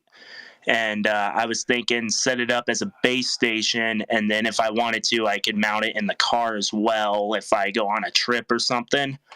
What I primarily want to do on HF is our Aries nets, and they are on 80, 40, and 20 meters. So I was just wondering, since Josh, you have that in your EMP kit, if you had suggestions on it. Yeah, so it's pronounced Shagu. It doesn't really matter that much, though. Everybody knows what you're talking about. Yeah, it's a solid radio. The only question is, will 20 watts do what you want to do? Like, who are you communicating with in your net? How far out? Around the state of Colorado, so maybe 300 miles away at most. So you're putting up in like a NVIS kind of antenna to communicate with people, or what are you doing? I was thinking kind of maybe a sky loop since I have the room for it. I have plenty of. That might work. That's the problem is that as you get into this a little bit deeper, if you're really close, and I'm talking really close, could be a state, the whole state. You might not be able to hear people within your own state depending on your antenna configuration. So when I said NVIS generally means you're putting more of your RF vertical, and then it's coming back down to hear the local communications. But it goes both ways, right? Because the other side of the communication also needs to have something that radiates a little bit higher to refract back down to you. Both sides need to be playing that game. A sky loop, though, is actually probably good at radiating in many different directions and a lot of vertical directions at the same time without much problem. So you're probably okay with that. How much land do you have? I live on 35 acres, and the only okay. Yes. Yeah. Absolutely. Absolutely. Try it. Yes. Yeah. Try it. And the only stuff around here is a single power line coming into the property. That is all that I would be worried about. And try it. What about terrain around you? Are you high or low? Kind of in the middle. I live on the side of a 12,000-foot mountaintop. So I live at the base of it, which is at about 8,000 feet, but that's still considered high elevation for my area. I could probably half an hour and I'm at 6,000 feet, so I live up relatively high. Try it. Everybody just stop. Try it. Just try it. Try it. You could probably I got that recording on Discord. You want to listen to it with the radio. Are we going back to the we're going back to the repeater? Go ahead. Let's do it. Yeah, Josh, look on to Discord on live chat and look up I made a video, and you say you'd be able to pull it to put it up. You got to post it in the live stream. Oh, is this you? Oh, is this okay? Everybody, all right, everybody, we're all gonna watch. The one with the try radio. The try radio video. That's me. Yeah. Okay. Hold on. What? My son is here now, so he's telling me what. Ben, what are you telling me right now? Yeah, it's a sharp knife. Super sharp knife. Okay, here we go. By the way, everybody on Discord is not going to hear this, but...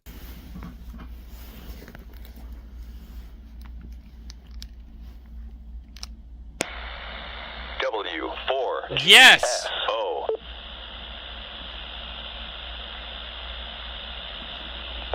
That's it. Yep.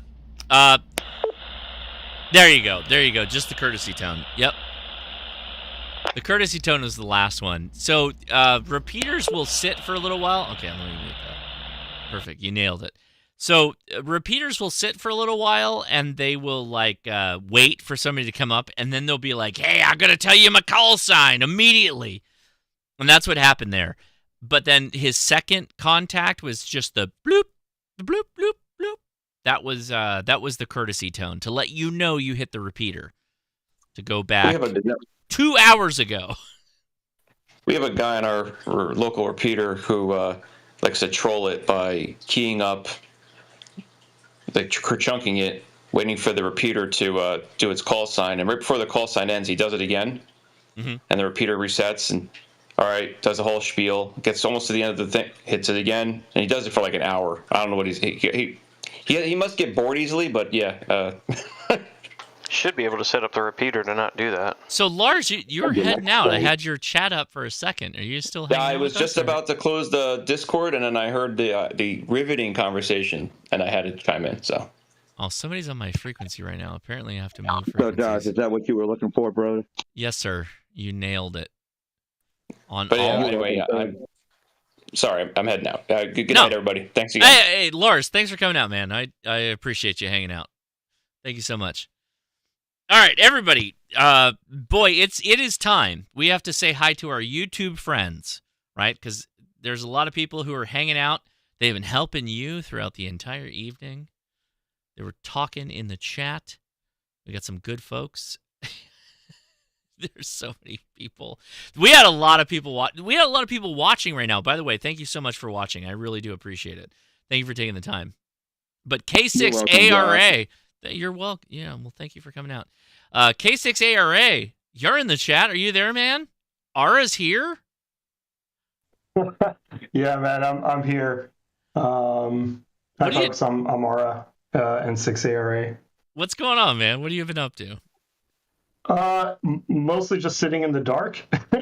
Okay. Yeah, we lost power here from the high winds up in like the La Crescenta, Montrose area Tuesday, and it took like about 80 hours to get power back.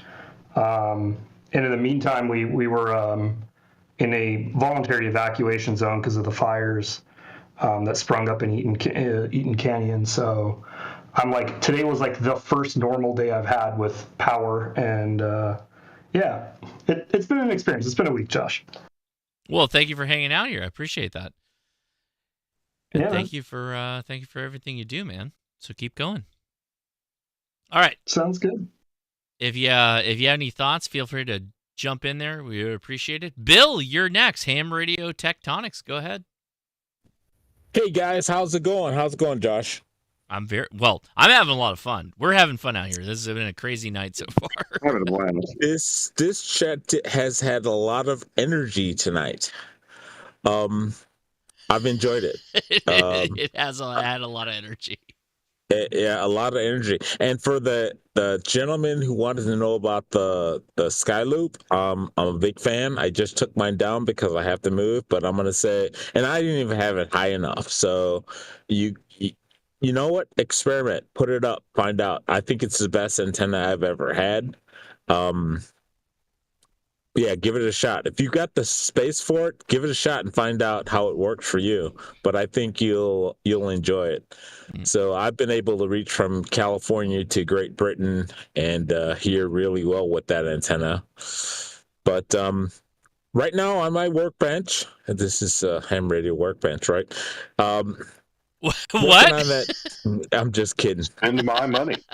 No, I'm working on the Meanwell 48 volt power supply for the hobby PCB amp that I'm working on. So that's what my channel. So I'm Bill, Kilo Zero Whiskey Hotel Whiskey, Ham Radio Tectonics. And right now I'm just working on a power slot supply. So I'm going down that rabbit hole, making it's a 4x2 miniature size power supply. Gonna put it into a 4x6 box, and hopefully it doesn't blow up. But that's what I'm doing the ham radio thing. And glad to be out here with you guys and get out of the way. Right on. Well, thank you for hanging out. Appreciate it. All right, next, let me find my... While you're looking, I gave you a little message at the top of that list that I don't know. You do what you want. Let's see. What? Wait. Oh, I see what you did. Oh, okay, I see what you did. All right, Mark from Boondock Echo with the. This is Frank playing a little. He's playing a little games. Are you there, Mark? I am. Say Boondock Echo? I heard Boondock Echo. Did anybody hear Boondock Echo? I heard Boondock Echo. I heard it. So, good news as far as Boondock Echo and our overseas friends are concerned. We've decided to part ways with Crowd Supply and Mouser. They were our exclusive distributor.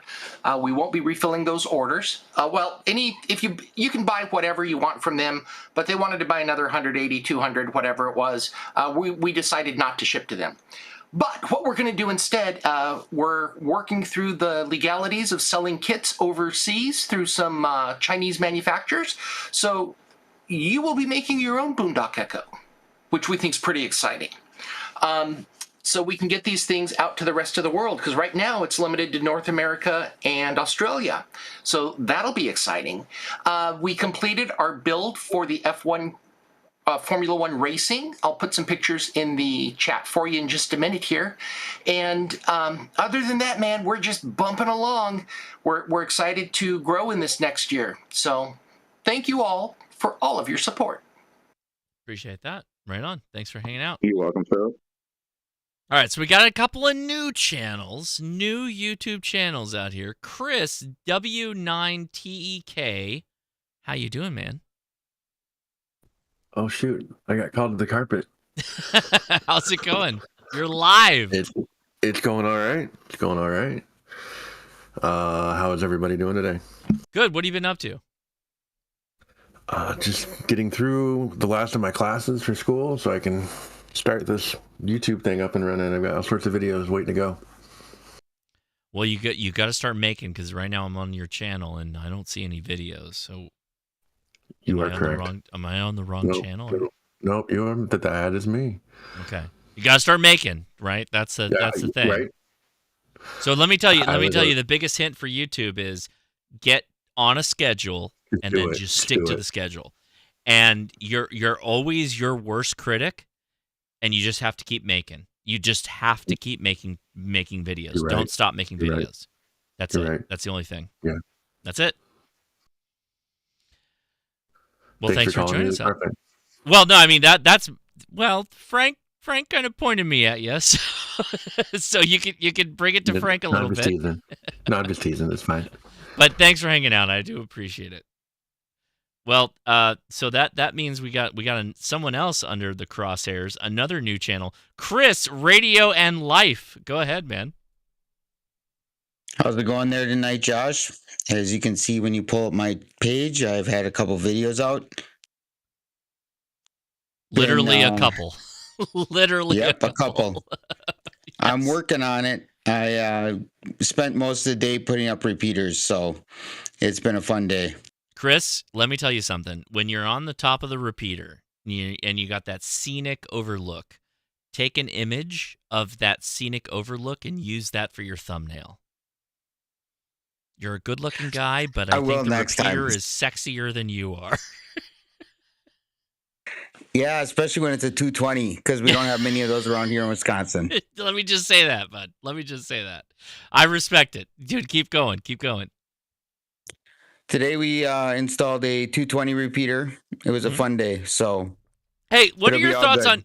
So, sorry for cutting you off. What are your thoughts on 220? Is that like an underutilized band? What should we be doing with 220 right now? I think we should use it. I am just exploring it myself. And to tell you the truth, if you got a good repeater within your area, it's better than GMRS. So oh, yeah, for I sure. would explore it more. Yeah. Okay. All right. Well, thanks for joining us, and feel free to dive in there if you have any thoughts on some of the questions we get. Next is Dawn, N5SKT, our big friend who's always out every time we're live. I appreciate you, Dawn. How you been, man? What's going on? Oh, I've been doing great. Oh, work is it's fun, and I wouldn't trade it for the world, but boy, am I tired. Oh, dude, every day. Yeah. Well, we're getting close to. Well, there was a press release a couple of days ago. I'm not gonna go into that because that's not. No, I mean it's good. We're getting close to something that's. But it just makes things that much more busy. So, but anyway, as far as ham radio goes, and by the way, I have messed around with 220 for quite a bit, and it is such a lovely band. It is so quiet, and I don't mean quiet in the sense. It's like when you take a 440 radio or a 2-meter radio and turn it down and listen to the background noise. That's what I mean by quiet. When you turn a 220 radio down, that's true. It's like, do I even need squelch? It is so quiet. It feels that's like a band where there's like no harmonics on. So it's just always really quiet. It is a really quiet band. That's a really good point, Don. That's a really good point. And I really wish we could do digital on it. But we can't. You can do it. You can do, supposedly, this is what I understand. I haven't really Jody dropped the press release. You can do digital from 219 to 200 from what I understand. But you're not supposed to do digital voice on it. You're not supposed to, or we're prohibited. That's what I understand. Because I don't run the repeaters. We have a repeater trustee that's really, really good with that kind of stuff, and he tells me no. He can shoot APRS. He does it. He uses it for APRS forwarding from some of our 144 repeaters. But he does not, iGates, but he doesn't use, he doesn't actually transmit like APRS or any of that kind of stuff over it. Now, again, I haven't really researched the rules because really as quiet as that band is, and my issue right now is WinLink, and we can get into that in a minute when I get a chance to ask a question. But it would be a great place for some WinLink nodes, right? Because there's not many people on there, and so therefore, and also I found that, by the way, that my signals get out really long way. I was hitting repeaters fairly easily 60 miles away on 220 because there's quite a few in Dallas. I haven't really looked out here. I don't think there are any out here. But anyway, it's, beautiful band. But anyway, so beautiful band. Don waxing poetically about 220. Beautiful band. That's Don for the last 5 minutes. And what I'm looking at right now is I'm thinking of making, because somebody asked me on one of my my recent videos about, because I very, very briefly showed that big shot. And one of the things I'm having really good success with here is doing the big shot and using the big shot to get antennas up high in a tree. I've tried tons of other things, even the fishing rod with weights on it and all that kind of stuff, and nothing works like that big shot does. And then when you get something up really high in a tree and it begins to come down, those arborist weights and throw lines are just absolutely the best. And so I kind of want to, I've done it, and then I come back. What I've done in the videos is just kind of walk and show you, okay, hey, I did this, without really showing you what I've done and how I've solved some of my problems. So I think that would be a good video to do. So that's what I'm thinking about doing for my next video. But maybe I can do it tomorrow. I don't know. But that'll be a challenge for me because I'm not used to filming myself and, taking a camera and setting it out where it can see me and then, demonstrating something. Because I really want to demonstrate how that all goes together and how that works. And then what kinds of things happen when it gets up in the tops of the trees. Because if you're using paracord, you're not going to have the success that you will with one of those arborist throw lines. Well, no, paracord has static in it. There's a stretchy bit to paracord. Right. Paracord is not a good cordage to use for antennas in general. You want like a Dacron lined, non-static line for almost all the antennas you're put up. By the way, everybody listening to me, you can put up paracord. You can. The problem is that you will have to retension it almost immediately, like a day or two, retension your antenna because it's going to droop like crazy. The paracord will stretch. That's the static nature, the static, non-static nature of that cordage. You will have to go in there and do that. Yeah, I've got the Mastrant, and I've been holding on to the Mastrant to use it for tying down the hex beam when I do finally get it up. So I have been using. By far, is the best stuff there is. Mastrant's good. Mastrant's actually a really. By the way,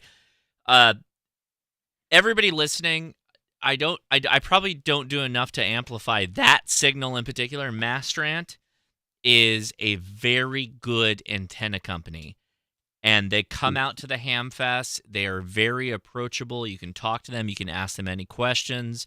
They're very good on customer service and all that stuff. I have bought multiple things through Mastrant. I have multiple guy lines from them, non-static. Again, non-static guy lines. I want those ropes that like I pull them tight, and I don't want them to move. I don't want them to go like, oh, I'm gonna loosen up a little bit. I don't want that. I want just purely static cordage. They have that. They have a lot of material for you. Mastrant's actually really, really good. Link is in. Jody just dropped the link. Go check that out. That's a good company. There's a video I just threw in the Discord chat of arborist slingshot and with a quick release from it's at least the way I have it set up, for a quick release from an archery quick release to preload sling, pull it down. It uses a duck. They call it a duck release, and then you can get over almost any tree with that slingshot. Have you considered a potato cannon? I have, but trying to find somebody that actually builds them, because I don't want to go through and build it. I could build a potato cannon in like 30 minutes at a Home Depot. We can all do that. Come on, this is easy. We actually have a breech load air cannon that we use for. Well, you've got to pressurize it and do all of that if you really want to get it really high.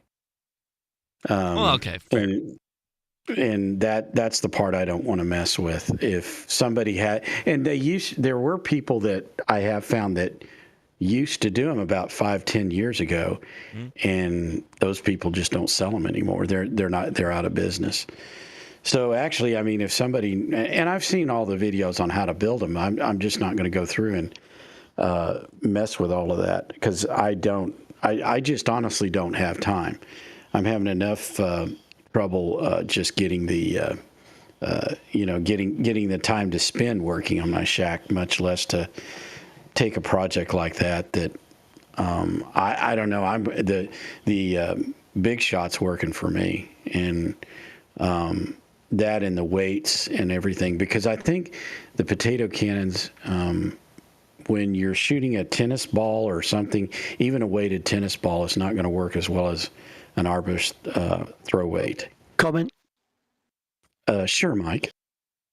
Our friend who recently departed, the maker of microphones, recommended a gadget that was basically a powered dog ball thrower. Oh, yeah. And that's technically a firearm, but it's the only thing like it that has an exception written into the firearms law in the UK. You can use that thrower? Where you can use it's a dog thrower. Look at it, our friend. I can never remember the guy's name. Mate, your microphone. You're talking into Mr. Heil. That's it. I'm never no good at names. He recommended the use of this dog ball thrower, and I looked into those. It is literally exempted in our Firearms Act. It cracks me up. It is probably the best thing since sliced bread for chucking a ball a long way. It cracks me up that somebody commented. About firewall. I know you don't have to worry about it, but what I'm saying is, that, Mr. Heil recommended this gadget, so I'm emphasizing it by adding a bit of detail. And I've looked at them, and they do sell them on Amazon, and that's perfectly fine. It's just that I already had the arborist throw weight, and I'm a little concerned about. All right, I got to how that thing would come onto the how it come down. Sure. I'm sorry, Don. No, I got to move on. I got to move on. Somebody said a punt gun. A punt gun would be a very good antenna application apparatus, assuming you didn't burn everything up in the process. By the way, if anybody doesn't know what a punt gun is, it's like a shotgun for 4 people. That's how big it is. A punt gun. I got a better idea. Hold on. I'm not exploring other ideas right now. Hold on. But we haven't gotten to the Aero grants yet, have we, Josh? Yeah, well, okay. So next is going to be Ed. Ed, a new YouTube channel. Ed, are you there? Yes, sir. I am here. Hi, everybody. How you doing? Not much going on, except I hopefully, if I get a chance, I want to do at least a very limited review on the FTM 150, the one that I won on Clubhouse a couple weeks ago. So that's pretty much it. Otherwise, playing FT8 and hopefully get a couple. I like your suggestion to Chris. What is it? W9. I'm sorry. Yeah, W9 Tech. About basically keep doing videos, put myself on a schedule, and I think that's what I need to do right now. But always be and on thanks schedule. to those who subscribed. Also, please please like and subscribe my channel. It's like So anyway, otherwise that's about it, and I will take it back to you so you can keep this thing moving forward. Right on. Okay, Frank, go ahead. Frank Radio Wilderness. Let's go. Ham Radio Wilderness. let's do this. So first off, I want to say, Don, digital and packet is 223.52 to 223.64. So there is some digital allowed on 220. Ham Radio Wilderness with Frank, KG6 and LW. I'm out of videos for at least a week here, unfortunately, but I do have a bunch of shorts coming out. So I have shorts scheduled from here until February, surprisingly. Granted, they're, cuts from live streams, so if you missed the live stream, you can have a fun little short that you can check out. Other than that, not much going on, and Mark, you're welcome. Suck it, Mike.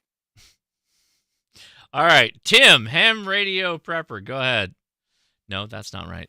It's Tim, Grayman Poda. Gosh, sorry. Okay. I was overthinking it. That's all right. I was overthinking it. Just staying busy, having fun, doing POTAs. Started a little live streaming side hustle thing here on YouTube called the Ham Radio Kids Table.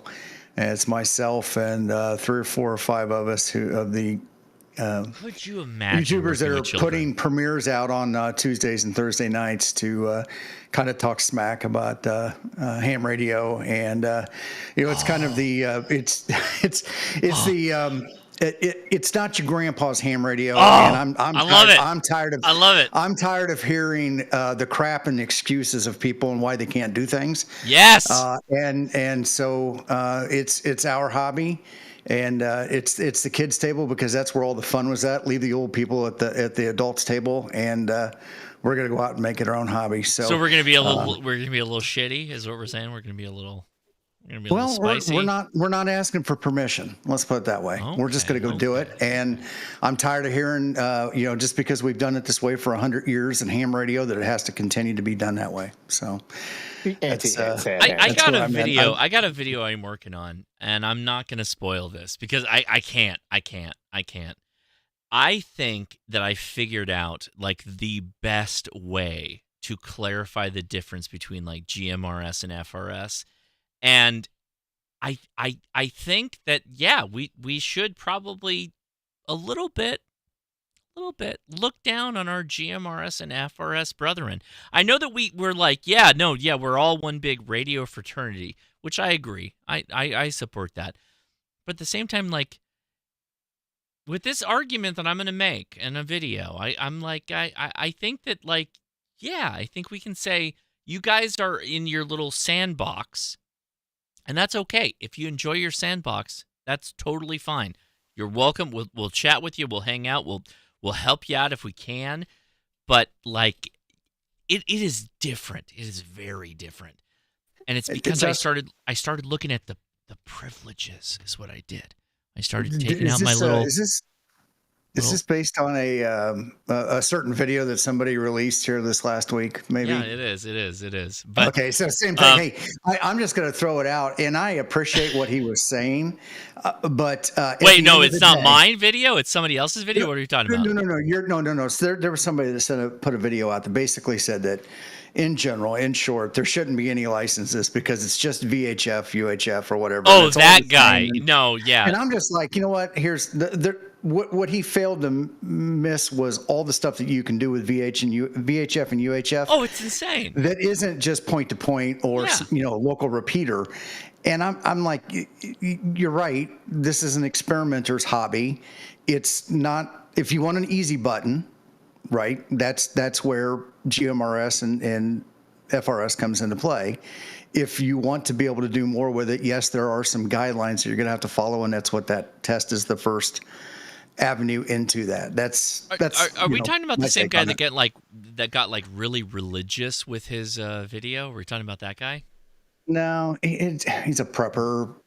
Somewhat. That's a different guy then, apparently. Licensed, but he was just basically, it's all the same thing anyways. And you really, there shouldn't be any licenses for amateur radio. And, there's a whole philosophy on why. And sometimes people don't understand it, but in the beginning, back when radio was brand new, brand new, people would go out and they would experiment and they would do things because there wasn't a classroom for them to learn. There wasn't YouTube for them to learn. They were tinkering in their garages and their shops, and they were doing these things on this. They had to know a guy. They had to know a guy. Like literally, like I want everybody to appreciate. You can watch a YouTube video like you're watching this right now, which thank you so much for watching. Thank you for taking the time.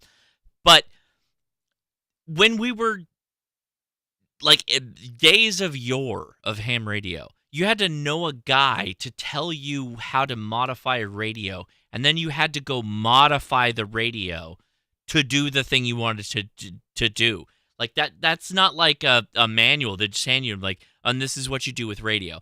Like there was no there was no buying a radio in the store, bringing it home and be like, oh, this is the radio I used today.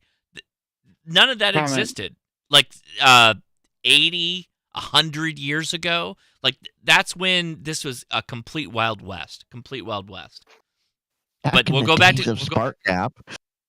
No, there was like there was a. Do you know that there was a time where they were like, I don't know if I want to let go of Spark Gap because I like it so much. I don't know if I can do Morse code, CW. And then when CW got popular, then AM came around and they're like, I don't know that I can do AM. I don't know that we can do that with this hobby. I don't know that we're ready for that. And they're like, oh, no, this is really good. And then single sideband came around, and AM's like, I don't know that I'm ready for single sideband to come around and be a big thing. And now we have all the digital modes. Like that is the encapsulation of the history of ham radio, is that it is a lot of people that go, I'm really happy where we are right now. That's literally the core of the argument. I'm really excited about where I am. I've got to this point where I'm really happy, and I'm making a lot of contacts, and I'm really, really good with that. And this new stuff that these new kids are coming out with is making me a little frustrated. Like that's kind of the history of ham radio, forever. I think the simple thing is that when you hear somebody say X is not real ham radio, blow them off. Oh yeah, just walk away and ignore them because those are the curmudgeons that belong at the adults table.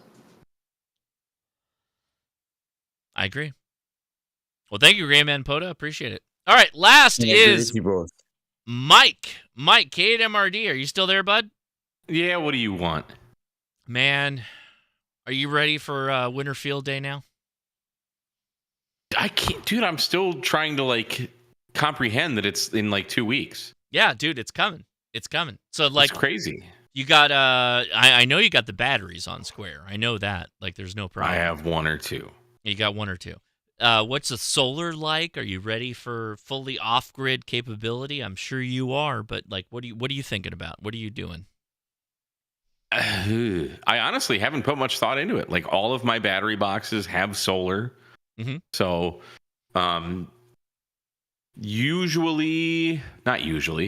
always I will put out at least a solar panel, depending on where we are. Like Winter Field Day last year, we went to Galveston, and we were just kind of there like for the day. So I threw out, I think it was the Ratty 120 watt panel that I have just to have connected. That was when Frank broke my laptop, by the way. In case don't forget, heard about that. Never forget. Yeah, never forget. 9/11 and 1/1. Yeah. But yeah, so like I've been enjoying these like 100 amp hour battery boxes that I've built lately. I just built a 30 amp hour version that I'll post a video on, a build video next week. Using the Genasun charge controller. So yeah, there'll be solar out there. For field day, depending on how much you're operating, like I think last summer field day, I made like 34 contacts. We had more fun before field day started because we all kind of got out to the hunting lease, Jason's hunting lease, on like Thursday. So we all set up our antennas and stuff and camp and all that on Thursday. So then like Thursday night, we're playing radio. Friday, we're playing radio. There was a lot of, I remember 6 meters was just wide open last year. Right. And, it's just, I've said it before, but it's worth repeating. Field day to me, my first field day when I got into ham radio, well, probably when I became a general in like 2018. I was licensed in 2016. I think I was a general 2018. And I went to my first field day. And I operated. And I got to experience a pileup for field day. And it blew my mind. But then, like a week later, I got into POTA. Because a couple of the guys in my club were some of the developers and admins for POTA. And it's very infancy. So POTA is now like, if you want to be on the receiving end of a pileup, you can do it anytime you want. It's fantastic. So you get that fix, as Carlos always says, he's, I got to get my fix when he jumps out of a plane. So field day is more about camaraderie for me now. Mm-hmm. But we have so much fun. Everybody brings out their radios, their antennas, their batteries, and you get to see what everybody's using. And do have bandpass filters, though, if you're going to participate with more than one radio. Invest in some bandpass filters. You can get some pretty good and inexpensive ones at AliExpress. Make your life a lot better. But yeah, dude, I love winter field day because down here it's field day in Texas is 105 degrees. Winter field day, like it's 37 degrees right now here, but it was like 58 today. So it's when we in the South can enjoy ourselves outside. I mean, I'll still freeze because I hate the cold, but winter field day in Michigan. Oh yeah, totally different. We had like a frickin' El Nino super massive storm from the north or whatever they call it. When all of Canada sends their cold wind our way or cold weather. Right. It was like 15 below one winter field day. And I was out there. Now, granted, we had a little trailer with a heater inside, but still, like you got to go outside. You are immediately frozen. It's 15 below zero. It sucks. Down in Texas, it's 40 degrees. Dude, I'm chilling. And you light the fire, grab a bourbon, a cigar, you can't be mad whatever. about that, right? Nah, not at all. I still do prefer, honestly, the summer field day when it's 105 degrees. Because then it's only like 90 when you go to sleep, and that's fantastic. But 90 when you go to sleep? That's your comfortable temperature? Sure. Okay. No, I mean, I keep my house at 78 all year round. Okay. 78? Honestly, yeah. Jesus. Honestly, like when I'm walking around sometimes in my house, I'm still cold. I'm like a 72 kind of guy. Nah, I don't want anything to do with... Dude, I'm born in Fort Lauderdale, man. I don't want anything to do with the cold at all. Nothing. Hey, Mike, just keep it simple, man. I try to, man. I'm a simple man. Can't nobody understand me but my woman. A simple man. Also, keep it simple, Mike. You got it. I've seen your videos. You got this. Don't overthink it. I'm not. That's why I moved to Texas. So, Mike, as far as the weather goes, I blame another Mike. I have a buddy, Mike. He was in Reno. He recently, like in the last 8 months, moved to Texas and brought all the Reno weather with him this year for you. I don't know what Reno weather is like. I've been to Reno. It was very nice. I just want to play Simple Man right now. That's all I want to do right now. Just cold. The original version or the what? I can't remember. Leonard Skinner. Yeah, but there's a band that covered it. I can't remember. No, I'm thinking about Leonard Skinner. So I'm thinking about playing Leonard Skinner right now. Shinedown.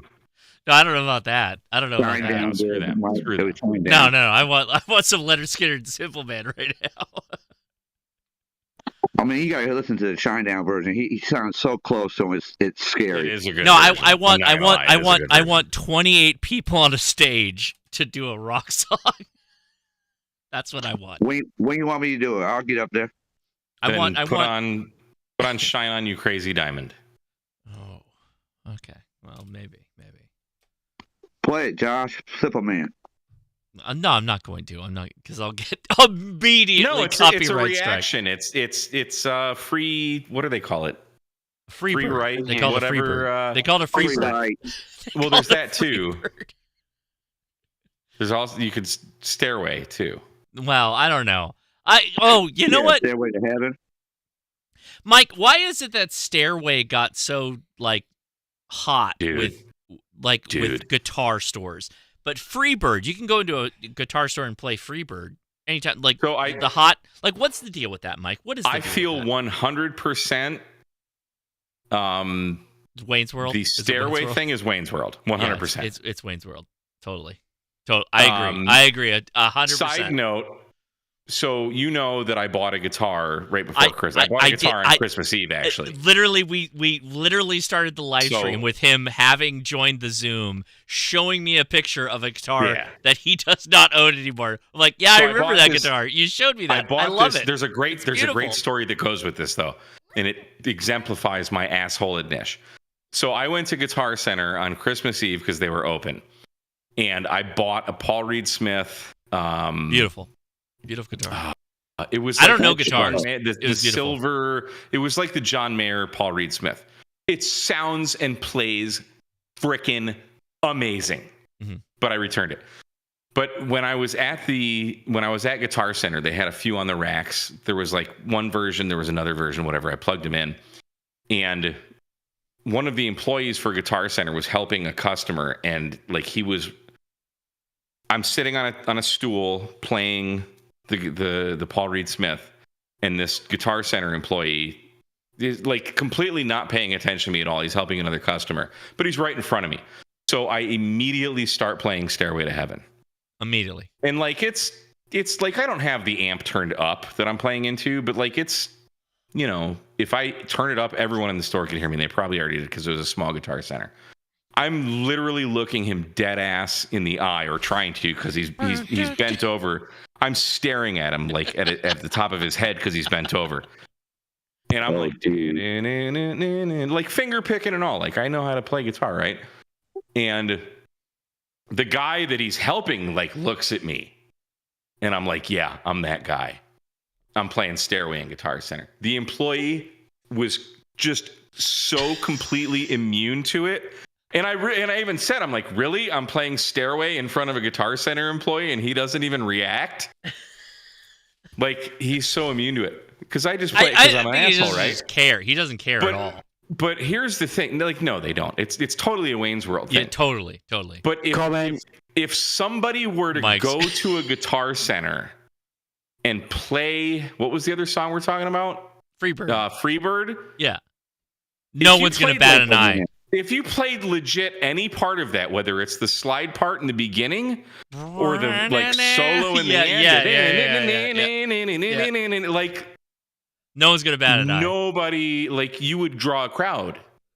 So why is Stairway to Heaven forbidden to play? Literally Wayne's World. Literally Wayne's World is what he's saying. It's literally from a Wayne's movie. World.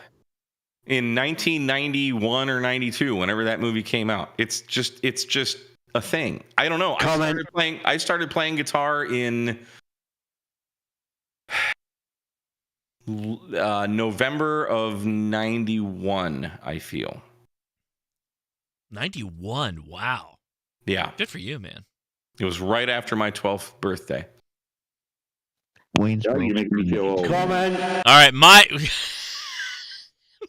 go ahead with the comment. Sorry, I got the Italian echo out. Oh my God, where did you get the echo from? Hey, it's built in the microphone, man. No, it's a real thing. It's not Wayne's World. It's a real thing. Can you imagine what it's like hearing everybody who can't play guitar trying to play that? And I've been in. How is that different? How is that different from any song that they can't play? Right? How is that different? It could be the Beatles. It doesn't make any difference. But it was just such a thing over here. It was such a thing. It's like everybody, because it starts off it's like a UK. Really simple. This is a UK. Such a simple song, and it just gets more and more. So Mike, you can imagine, right? Mike, I know you're very passionate. How many million times that poor bastard in the guitar shop heard Mike. Somebody half a semitone off. Mike, hear me out. Help me out. So you're saying this is like a UK thing that came stateside, like because honestly, we know about it from Wayne's World, but Stairway to Heaven existed before Wayne's World. So in the UK, you're saying it was like you could not play. You're saying before Wayne's World, you could not play Stairway? Hell no. I mean, I used to go into guitar Interesting. shops in the 70s and see signs saying no stairway. So Interesting. that is what it was about. It's literally, it's an easy tune to start, and then it goes worse and more complicated. Can you imagine that half a semitone off for hours? He's playing it right now. It's just, yeah, I get it. But it's like, well done, Mike. Oh yeah. So anyway, that's where it comes from. It's literally the guitar shop employees got sick of it.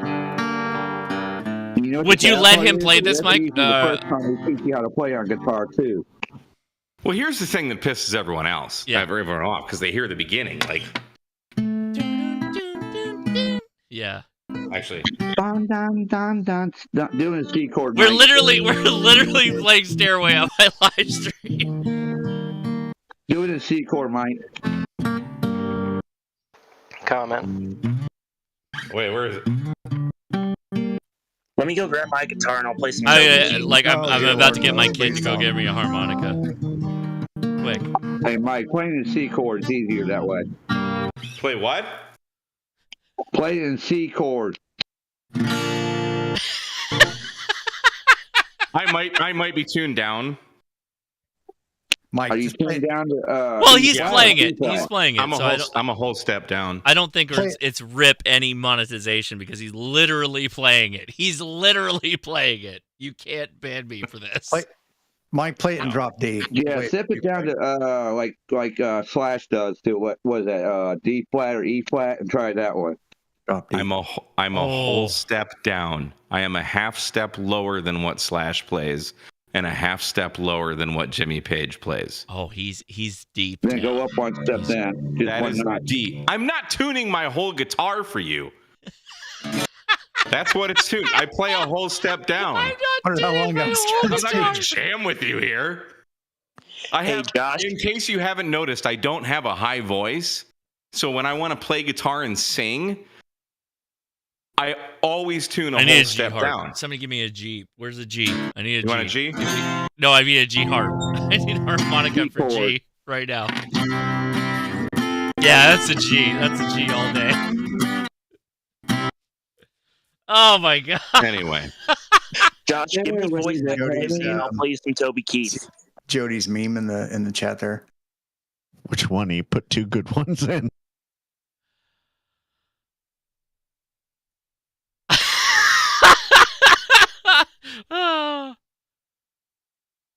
There you go, man. Standing ovation for Kate MRD. I No, literally, you were playing Stairway. You were literally playing Stairway. I learned it when I was like 13. Oh, really? Mike, you know I was just messing with you, right? Yeah, I might have been like 14. I feel like my oldest. It's one of those songs that you learn early when you start playing guitar. I feel like my old. So if I'll bug you later, but I feel like for my oldest son, he's like 11, and he's playing a trumpet right now, and because again, like it's a wrong instrument. Yeah. But like, Welcome to hell, John. When you're a school band, they're like, I'm sorry, there's not an option for like the metal shred option. Like there's no guitar side option. I was a woodwind guy like my entire life. I only played woodwind, so harmonica, saxophone, anything with a reed. Good. Oh yeah, I got bluesy in middle school. You learn how to read music. Hell yeah. I was in choir all throughout high school. Hell yeah. I learned how to sight read and all. Yeah. It's still music. Well, I mean, you can pick up a sax. You can pick a sax when I was in band. Now, don't get me wrong. I don't think that a sax has any of the sex appeal as a guitar, but at the same time, tell that to Bill Clinton. Well, yeah, good point. There is very few political moments that I remember in my life. I'm not by the way, I'm not a Democrat. Anybody watching me? But there are a few things I remember in my life, like Bill Clinton walking out on the stage and playing a goddamn saxophone, and I was like actively playing the saxophone when he rolled out on that, and I'm like, that's insane. That's crazy. Big respect. Alto sax, nobody wants to play alto sax. Get your kid on a tenor. Tenor is the way to go. Like, they have to learn the tenor. No alto, no soprano, no Kenny G, any of that stuff. Tenor. And aren't they heavy as anything, those saxophone? No, they're fine. They're fine. You definitely want to give an 11-year-old a tenor saxophone. Sure. Oh, Wait, dude, Mike, yeah, wait. actually, wait. Oh, dude. KMRD, can we get you in on the spurious emissions? Can we get you in on them? Would you be down for that? Is that what you do at night? Yes, I do that at night, but also Ward Silver and his band that plays at Hamvention is the Spurious Emissions. Well, when's the last? They haven't played in a couple years. Well, they're thinking about coming back this year, man. Dude, like bringing that gear. I don't know. Yeah, that's true. That's true. That's a good point. Plus, I feel they probably are a different genre than. Like, I know, dude, I love classic rock. I love it. Yeah. Well, I mean, that's what it is. That's what it is. But I don't know. Like, I probably know riffs here and there, but I don't know if I would say that I would know, like, a single classic rock song in its entirety. So, were you there? Sean Kutzko's, well, at the time was girlfriend. I think they're married now. She did, like, the best. She did one of the best Janis Joplin's. Like, it was amazing. If it's Mercedes-Benz, I can absolutely play it. It was not. That, was, Lord, won't you buy me a Mercedes? Because I would just have to not play. Come on, come on. Yeah. That Janis Joplin. She's killing it. Absolutely killing it. Hey, Mike, what about Stevie Ray Vaughan? Take another little piece of my heart. Is that it? Stevie Ray Vaughan is the greatest guitarist to ever walk the face of the Oh earth. my God! Yes, Mike. We are so aligned. I did not know. I never asked Mike what his favorite guitar player is. Stevie Ray I Vaughan. didn't say he was my favorite guitar player. I said he was the best guitarist to ever walk the face of the earth. Oh, he was. Nobody could outdo him. Interesting. His riff was so What is hard. where's the distinction? He is one of my favorite guitar players, though. Don't Me get too. me wrong. Me too. No question. No question. For me, like early kid, like Slash. Slash is the reason that I play guitar. And then you learn the Muse. Well, just his style, and I was like super huge into Guns N' Roses at the time. Mind you, I'm like 12, right? But Slash's style specifically, and I fell in love with Slash's style and Les Paul guitars. So now I own 3 Gibson Les Pauls. But then you discover bands like Pink Floyd and David Gilmour and Stevie Ray Vaughan. Stevie Ray Vaughan's version of Little Wing is exponentially better than Jimi Hendrix's. Off the chart. No question. Like, I'm not a huge Hendrix fan, and that's odd for a guitarist to say. He's phenomenal, don't get me wrong, but like his stuff just doesn't move me. It's too gypsy, hippie kind of stuff, where Stevie Ray is just like... Well, Stevie Ray Vaughan's Tin Pan Alley. Listen to Tin Pan Alley by Stevie Ray Vaughan and tell me you don't cry. It's so blues and... Oh, that song is nothing but blues and sad. That album is amazing. Yeah, like... Yeah, we But lost he him way too soon. he kind of died a little early, to be honest. Like I don't know that Only the good die young. Yeah, of course he did. Fine. Yeah, so sure. did Hendrix.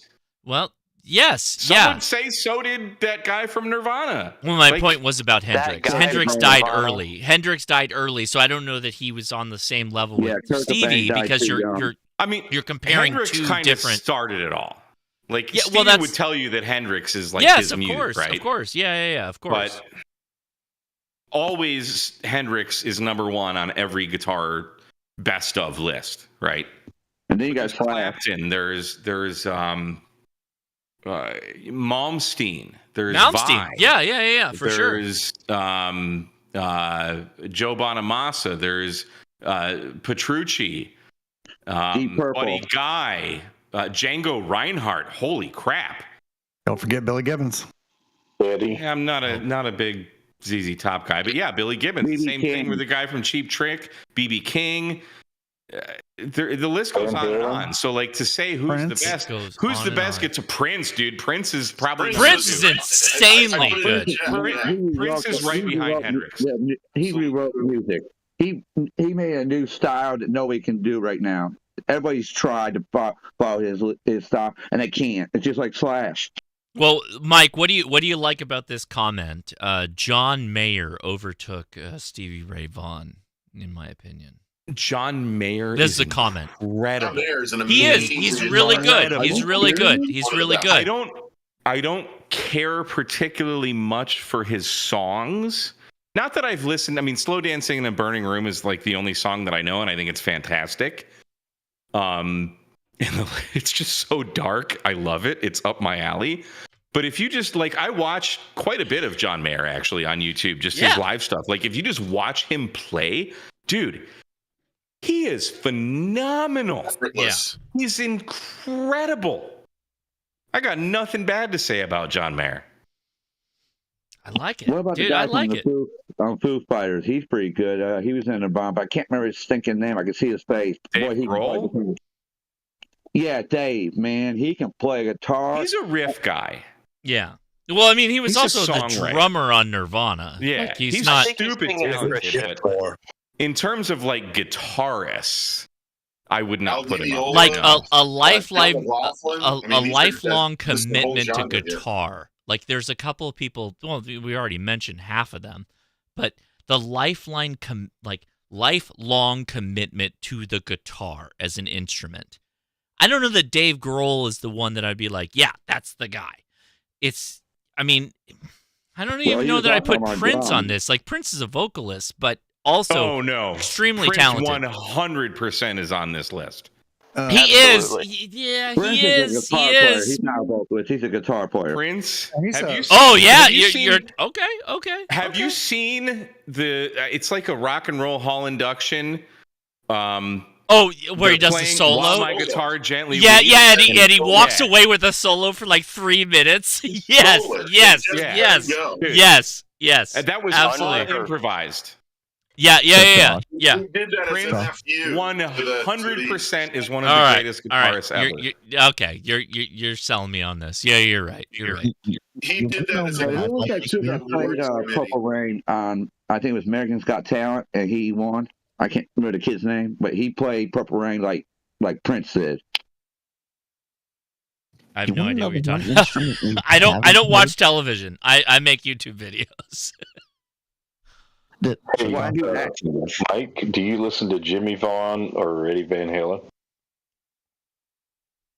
Oddly, no. Because Jimmy Vaughn is kind of carried on Stevie Ray Vaughan's. I know. Like, I just no. It's like when they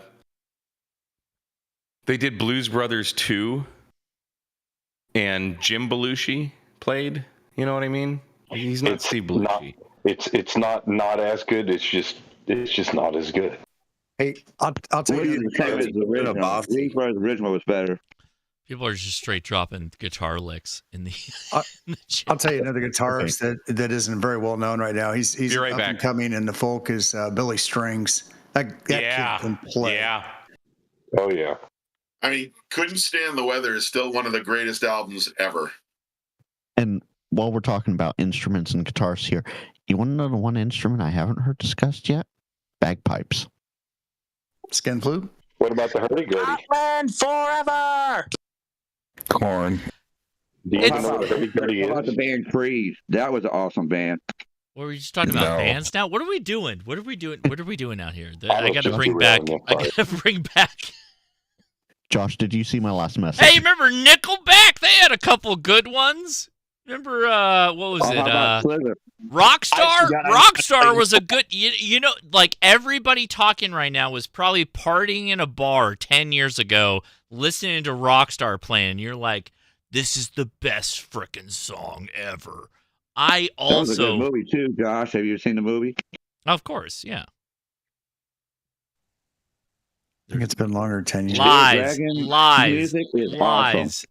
Anybody ever remember the soundtrack to Heavy Metal? Like the woman on the pterodactyl. Oh, yeah. Oh my God, that soundtrack was amazing. I remember seeing that. That was dating. Didn't Ozzy Osbourne play a song in heavy metal too? All right. No, I don't believe not on that soundtrack. So people are getting mad that we're not talking enough about Winter Field Day, but if you're not playing a heavy metal break time between your Winter Field Day contacts, are you even Winter Field Daying? I don't know. I don't know how to prove that. You want to know who can tell you about Winter Field Day, Josh? I know exactly who. Ben, Ham Radio Rookie. He's in the voice chat. Oh, okay. Well, Ben, go ahead and turn this whole thing around. Turn the beat around. Go ahead and tell us about Winter Field Day, and also what you're up to. Be my lover. Hey, I'm not sure if it's worth it or not. I don't. You're all talking guitars, and I'm thinking Johnny the Bagpipe Johnson's like the best rocker out there. You know. Wow. Okay, but that is a very Canadian twang you got there. There are a lot of bagpipes up in Canada. So there is in my the military unit I was with is the Calgary Highlanders, or at least I started with them, and it's a Scottish unit. And as far as I'm concerned, and I'm like 90% Scottish, because if it ain't Scottish, it's all bloody well crap. Wait, are you in Canada, or did I f that up completely? No, I'm in Canada. Okay, I heard the accent. I'm like that's Canada to the T, but. Then you started dipping into the Scottish, so oh my goodness. Well, if you want to talk about bagpipes, how about AC/DC? Well, hold on. Yeah, okay, I can't play AC/DC on the pipes. Do you have pipes? I literally have a bagpipe chanter sitting here on my desk to be signed. Can we get you to play AC/DC on the pipes? No, because I don't know how to do it. I can only do He can only play Stairway to Heaven. Can you play Stairway to Heaven on the pipes? No, I can't. I'm not gonna like seriously. I've just wanted to learn how to do it, and it's literally been sitting here. Like I can play like sax, clarinet, flute, drums, guitar, harmonica, all of them horribly. But yes, of course. And so the bagpipe chanters, I don't know. I figured what better way to drive your dog and wife nuts, right? Oh, 100%. There's nothing I like more than cringing the family. I appreciate that. Yeah. So what do you in the Great White North? What are we doing to prepare for Winter Field Day? Well, what we always do for Winter Field Day, we get our Bermuda shorts on and, tank top and, get it and break some holes in the ice and jump in. No.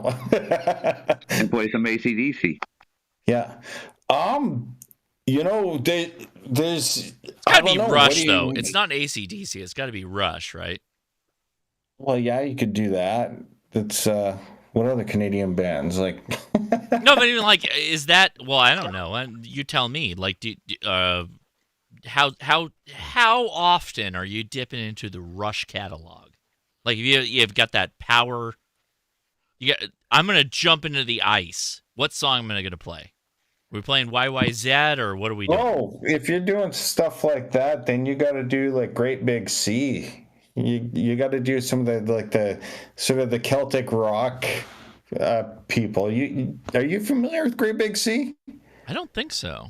I am. My goodness. Okay, so one of these hamventions, I'm going to come out with some good Canadian Celtic rock stuff that will blow your mind. Some of these songs, if you play one of these in a bar, there are songs that you do not play in a bar because all chairs and everything will get literally thrown to the side. There will be mayhem, crowd surfers, and it goes absolutely nuts. Sounds like a Rammstein concert. Yeah, it was a bad night at the Denny's that day. Yeah. No, but yeah. So I don't know. Do you want ham radio stuff? I'd love it. I love it. Let's do it. Yeah, go for it, man. Okay, so I'm the rookie, right? So I've only had like some like the most expensive HT I've had is a Woshan, right? And so I figured I got enough Christmas money and birthday money that I can go out and I went and got a was it the FT5D? Now I figured, okay, I know Yaesu. I've got the 991A. I've got figured out I got the menus figured out. Man, those people are like, hold my beer. Let me see if I can ruin your life. Their cables don't work. The drivers don't work. You put a SD card into it and write to it, and then put it into your computer, but that doesn't work. It's an evil little radio. I'm sure I'm gonna like it someday, but like, holy cow! Did you try Chirp? I was told by the candy store that if I put Chirp on it, that it might wreck the warranty. So I don't know if I want to do that. Never heard that. What do you think about that, Josh, about putting Chirp on? Would that ruin it? No. Not at all. What are you talking about? Does that shop also offer Mars modding? I have no idea. But I also, like, I've got the programming cable also. It's got, the radio itself's got some really funky USB thing, and then it's got the USB mini that goes into it, is the cable they gave me. And I'm like, but that doesn't match the little funky hole they have in the radio. And is this the actual programming radio or programming cable? I'm not sure. Ben, I ran into the same thing with the FT5D. It's the same cable. I don't know why Yaesu made the connector so funky. All right, no, that's fine. So then now I just have to either throw my Windows machine out or throw the HT out.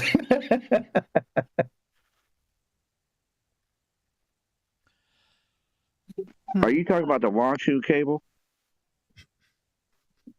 The what cable? The Wanshu, the Swan cable. No, it's just a USB with USB A to USB mini, I think, or USB mic. No, it's a USB mini. Okay, I thought you were talking about the Washu cable. In that cable, you use to connect both radios so you can do a bit of repeater out of it. No, I wasn't doing that. But even like they tell you in the manuals to like throw the SD card into it and then right to the SD card. So I follow it every step, and it wrote all the folders and everything to the SD card, put it into my Windows machine, and then have the software look at it, and it goes, but there's no DAT file in there. So then that's a no-go as well. So it's just like, how do you even program this thing? That'd be a question for Josh, because he's a software engineer. No pressure.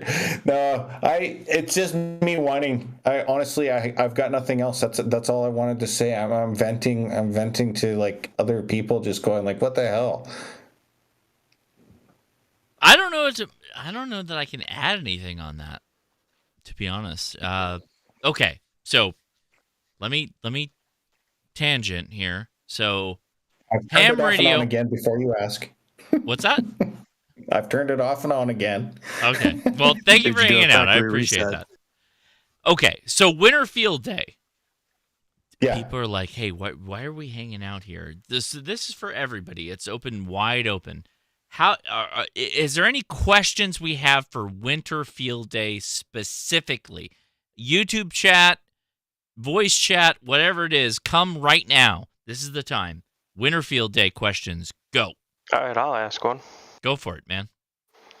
Are the rules pretty much the same, or are they exactly the same as Summer Field Day? No, they're not at all the same, and you need to go look at the rules because they factor in multiple contacts from the same call sign. They factor in, now they have these challenges. The challenges are based on different things that they're like, multiple antennas is a challenge. Doing a number of other deals is completely different from Summer Field Day. Hey, Josh, on Winter Field Day, can you use just a HT and do it, or do you have to have a big boy radio? Well, I mean, a big boy radio, okay. I'm going to leave that aside for a second. Yeah, you can, but it depends on where you live. If your 2-meter simplex like world is usable, then maybe you can do 2 meters. Sure, but I don't know. It's probably more HF. Who's next? Oh, it was worth a shot. Yeah, for sure. Go for it. Anybody else out there? Questions? Winter Field Day. Are you not ready? And why aren't you ready? How can we make you ready? How do we do that? Ask your questions right now, or there's no excuse. You get no excuse from me. You just failed. You tell me. How do we fix your shit right now? Short of going to the mountains, how do we participate in Winter Field Day in California? Because it's supposed to be 60 plus that weekend. Are you kidding? Sarcasm, Josh. Okay, sarcasm. Thank you. Thank you. I don't get me wrong. Winter Field Day is actually like the best field day from my point of view because I can go hang out and it's just like nice. It's actually a little bit cold. I'm of the mindset that like generally I operate a little bit colder. Go out, set up the radio. It's a little bit chilly. Are you going to be with Gordo and the gang on the beach doing like the deep fried turkey and stuff, or was that? No, I guess that's Thanksgiving, isn't it? Hence the deep fried. Yeah. No, and oh man, that sucks. Mike, God, you're making me think about something. So Chip Margelli, Chip Margelli passed away in this last year, and Chip Margelli, Chip Margelli was kind of like the one that kept that unit together, and every year they'd get together and they deep fry a turkey on the beach, like literally bring out the burners, set it all up, cook the whole thing. And now that he's passed, they don't do it anymore. This is like, that's it. It's done. They might do it again next year. I don't know. Yeah, it's like it's not the same. I feel, dude, that's like my entire family. I have a huge family, and on Christmas we would all get together at my grandparents' house. Yeah. My grandfather died. We still hung in together. Once my grandma died, it just fell apart. It's the same thing. I mean, but Winter Field Day, you went out to Catalina Island last year, did you not? That was Summer Field Day. Okay. Yes, Leia's now looking at me. I'm 0-2 right now. I've got a quick field day question about safety. Okay, hold on. Leia, what do you ask me? What's going on? Oh, okay. Leia's telling me that I have to wrap up here shortly because I have multiple children now that I have to watch. I have to whoop all of their asses collectively in Mario Kart. Don't you still? Oh, Mario Kart 64? No, they're on the Switch, but Mario it doesn't Kart. matter. It let me tell you, Mike, it doesn't matter. Die. It doesn't matter. Like, I've got the age on all of them. It doesn't matter.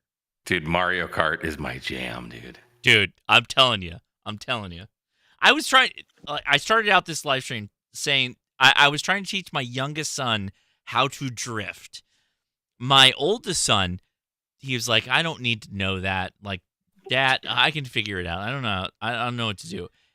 Like, I got it. And my youngest son is now kicking his ass. And I was showing him the skills, the art of drifting in Mario Kart.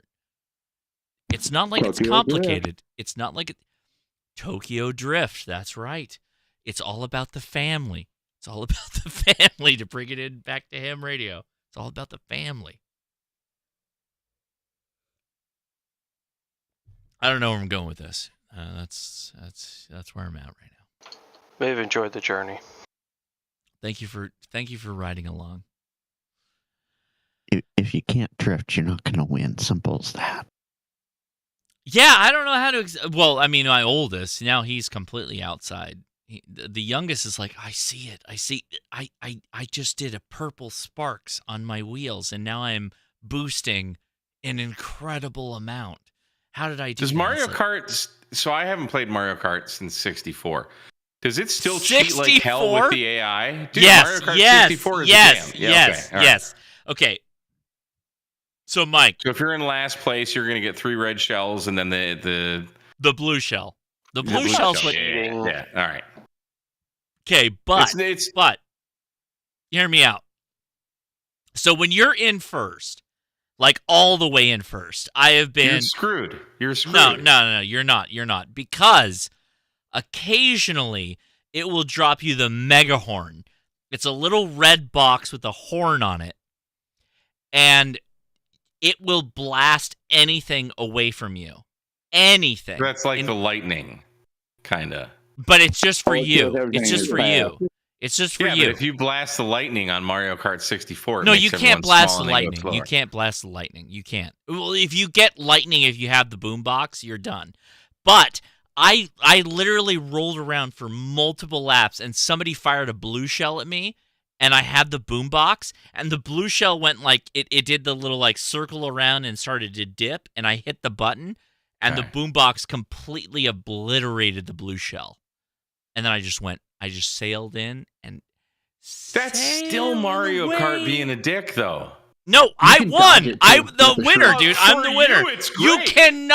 You cannot dodge a blue shell. What are you talking about? But usually, like if you're with the shroom, you can, bro. If with a shroom, yes. If I am okay, you're not getting shrooms, bud. If I'm in first place for like 2 out of 3 laps, I'm not getting shrooms. I'm not getting. I get coins, dog. I get coins. You're getting the best a single I can banana at best. Yeah, the best. The best. Coin can dodge it. Hold on.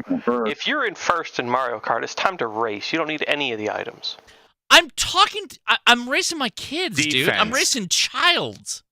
No, just regain the lead. It's meant for everybody in every skill level to enjoy it. The problem is all the Mario Karts between 64 and whatever the current one, all like are just, Mike, you would hate them. You just absolutely never play any of them except maybe the current one. The current one's good. The Switch, yeah, it's really good. I'm just not about to spend money on a new game system. Like I don't care that much. I grew up with, you shouldn't. You know, the first Mario Kart on the Super Nintendo. Oh, it's the best. Yeah, that's what I cut my teeth on. But then you get to Mario Kart 64, dude. Yeah. I know all the secrets on Rainbow Road. I can get through Bowser's Castle. I know how to jump the wall. All that stuff, dude. You're done. I haven't needed to use any of that in such a long time. It's just I can beat everyone just by straight racing. Oh, that's all I do. I don't try and figure out the map. You know what, Mike? When we meet in person, it'll happen someday. And we will have an N64 with us in an RCT. Yeah, exactly. All right, but that's a 4-player game. Josh, you better show up. Bring it. Oh yeah, I'm fine. I'm fine. I bring the heat. I'm a straight racer. I'm a straight racer. I don't know about Mike doing all this like cutting the corners, BS, but whatever. That ain't BS. It's part of the game. It's part of the game. Mario Kart. It lets you do it. How about 4-player full quiet? I don't even know what that means. I can do it. That's the ham radio game. What's the ham radio game? What are you talking about? Full quiet. Oh no. I was making a joke. 4-player full quiet until the repeater. That game, dude. That game. I love it. I love it, but I'm gonna have to. I can't. I'm not gonna commit to anything because I have to go do it. Mike, you got him all wild up now. No, it's Mario Kart, dude. We're still on Mario Kart. Like, screw every game. Mario Kart. Are you gonna bring a Switch to Dayton? No, bring 64. No, I'm not bringing anything. I'm not. I gotta ship myself. I gotta ship myself in clothes and all that stuff. I'm not bringing video games. Switch. No, he'd have to bring 2 Switches because we're roomies, and then he'd need someone to switch with, and I don't have a Switch. Yeah. That sentence though. We can all set up at the lounge and play Mario Kart races. We're going to be too busy sending APRS messages to play video games. Yeah, that's true. That is definitely true. But that's all we're going to do. I can see that happening. There is zero time for extracurricular activities when we go to these ham fests. It's just, Mike, you're full on the whole time. Mike, the person to send the best APRS message wins Mario Kart. No, the one who wins Mario Kart wins Mario Kart. I don't know why. Mike got trolled, by the way, on APRS a couple of years ago. How so? Wasn't that you that Oh, at Dayton? Yeah, in Dayton. No, that wasn't true. I mean, that was, yes, but no. Yes. You're not wrong. And it was good. I knew it was fishy. It was funny, though. Okay. Still is to this day. What did they do, Mike? Oh, we can't talk about it. It might have included some illegal activities. Somebody sent me an APRS message. That's about all I'm going to say. And okay, we'll keep that then.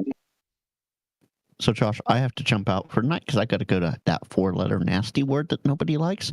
But I will leave you with this. Wednesday, February 5th, I get to be in the presence of greatness. Well, as greatness as we can get. Is it Sir Topham Hat? No. That's greatness for me. That's a different story. You are causing confusion. That's a name drop. Dr. Ed Fong is presenting at my county club's meeting on Wednesday, February 5th. Nice. Hey, send him to ours next.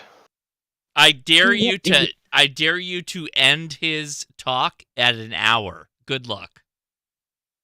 This club, the average age. Okay, I'll make this easy. The club meeting, the average age of the ham there is the 4-letter word DEAD, dead. So they'll end it in an hour, guaranteed. No. Ed Fong is like one of the best people I've brought onto my live stream to talk, but you cannot end that man in an hour. You cannot. These guys will do their best. They will lock him in the building there. He will. There's no way. Doesn't he like to talk like 12 hours Okay. Like that? Frank, tell me how it goes. Tell me how it goes. I want to hear the report. I'm going to see if I can do a video for it. You should. Do it. I'll see you later. Good luck, man. Good luck. Ed Fong is one of the best live streams I ever did. He's great. Love talking to that man. We will go deep into the dumbest weeds ever, but he will talk. He will cover all the bases. No bases are left untapped if you're working with Ed Fong. No question. And by the way, Ed is short for Edison. His first name is Edison Fong. Dr. Edison Fong. Amazing. I love it. Because I named my kid Edison. So, hey. Does he have a lot of YouTube videos, Josh? Edison? Ed Fong? What are you talking about? Yeah. Does he allow YouTube videos? What are you talking about? No, does he have a lot of YouTube videos to watch? He predates YouTube by several 1,000 years. He's like an accomplished professor in the. Well, okay. When we say go buy an Ed Fong antenna, we're talking about Ed Fong, the guy that's like building the antennas. And let me go back even further. So he is a professor in electrical engineering, and he gets his students to build the antennas that he sells. And then when he sells them, the proceeds from those antennas help to pay for the students in their education. Amazing. Nice. Ed Fong antennas, amazing. Link in the video description. You can go check him out because I have the link. Helps to pay all the students that he pays to work with him and everything like that. Like, help him out. Sounds like he's an awesome man, Josh. Oh yeah, he's super, and he's so smart. I every time I run into Ed Fong, it's like, oh my god, I got to put my high brain on. I have to like key up the brain, be like, okay, hold on, I'm gonna crank it. All right, now I can hear what you're saying. He's a very smart guy. Very smart guy. All right. Wow. Last call on Winter Field Day. Questions for Winter Field Day. Let's take them right now. Otherwise, we're leaving them on the table. Somebody was asking about safety. Safety? I think that's what I heard, yeah. 454 Casull would be my preferred Winter Field Day caliber if you had it. It's an appropriate high pressure cartridge, out of a low barrel length. And if you had to deal with a proper brown bear, 454 Casull would be the one that I would look at. 357 Magnum is going to always be the least. That's more of a human cartridge. So you're going to have to look at something like a 454 Magnum, but that is only the lowest common denominator, the lowest acceptable caliber. If you go to Alaska, 454 Casull is always going to be the one that I would look at. Like, I thought we weren't allowed to talk about that anymore. I'm live right now. So so on the Discord again, the Discord is different from the YouTube, and those are totally different things. Gotcha. Okay. No, I was the one with a question about safety. Both just how to, this is going to be my first Winter Field Day, and I know to wear a coat and hat and stuff, but both personal safety and also just gear safety. Mm-hmm. My LifePo batteries, lithium ion batteries, say not to charge them if you're below freezing. I don't know if that's true for all types of charging, like solar charging, if you can even get that below freezing. Safety of people and safety of gear. Any thoughts on that? That's all I have. Back to you. I gotta say, I don't have much experience with dealing with batteries below freezing. Who wants to add to that? Anyone? Yeah, lithium ion chemistries, usually when you get below zero, if the battery is cold, or as the battery starts to approach, or the chemistry starts to approach below zero, generally requires a derating on the charge rate. So I've heard two different schools of thoughts, and I'll tell you both. If you've used the battery, it's going to be warm. Then you go to charge it. Even if ambient temperature is below freezing, the battery isn't. So you should be fine to charge it at whatever rate. But the other is, if it actually is potentially the battery is sat and it might be at or below freezing, and you want to use it anyway, no matter what you do, you may risk the damage of it anyway. So this is kind of a minor detail, but you would charge it at its regular rate, whatever that is. That'll warm it up real quick, and then you drop from that rate to a much lower rate to continue once it's warmed into its kind of range. If the chemistry is cold and you charge it at the standard rate, you exponentially increase the risk of damaging the battery, or at least LifePo 4 cells are not going to warm up from charging by themselves. At all. At all, period. Even if you're putting like 2C into them. So you're not going to warm up a lithium iron phosphate cell by charging it. So you're saying sleep with your batteries? You will damage your LifePo 4 cells if you charge them below 30 degrees Fahrenheit. Yeah, this is a regime that put a battery blanket on it. You got to sleep with your battery, is what he's saying. You got to sleep with your battery. Hang on, I want to hear about the regime. Yeah, me too. Usually, so this is something in the vehicle bus of a spacecraft that you deal with a lot as well. Same thing with chemistries. As batteries start to decrease in temperature, as the chemistry starts to get lower, the charge rates usually change. This is true. This is the So LiFePos are a little less sensitive to it than most, but still charging below zero, most manufacturers, the battery manufacturer itself, will usually give you a C derating versus temperature. I mean, that is true because we literally put batteries in space, but you're talking about space batteries. What are you referencing? I mean, it's the same whether you're charging them below zero or charging them near whatever the non-heated chamber is on a vehicle bus in a spacecraft. It's the same principle. It's just that when you get to a certain temperature, the charge rate changes.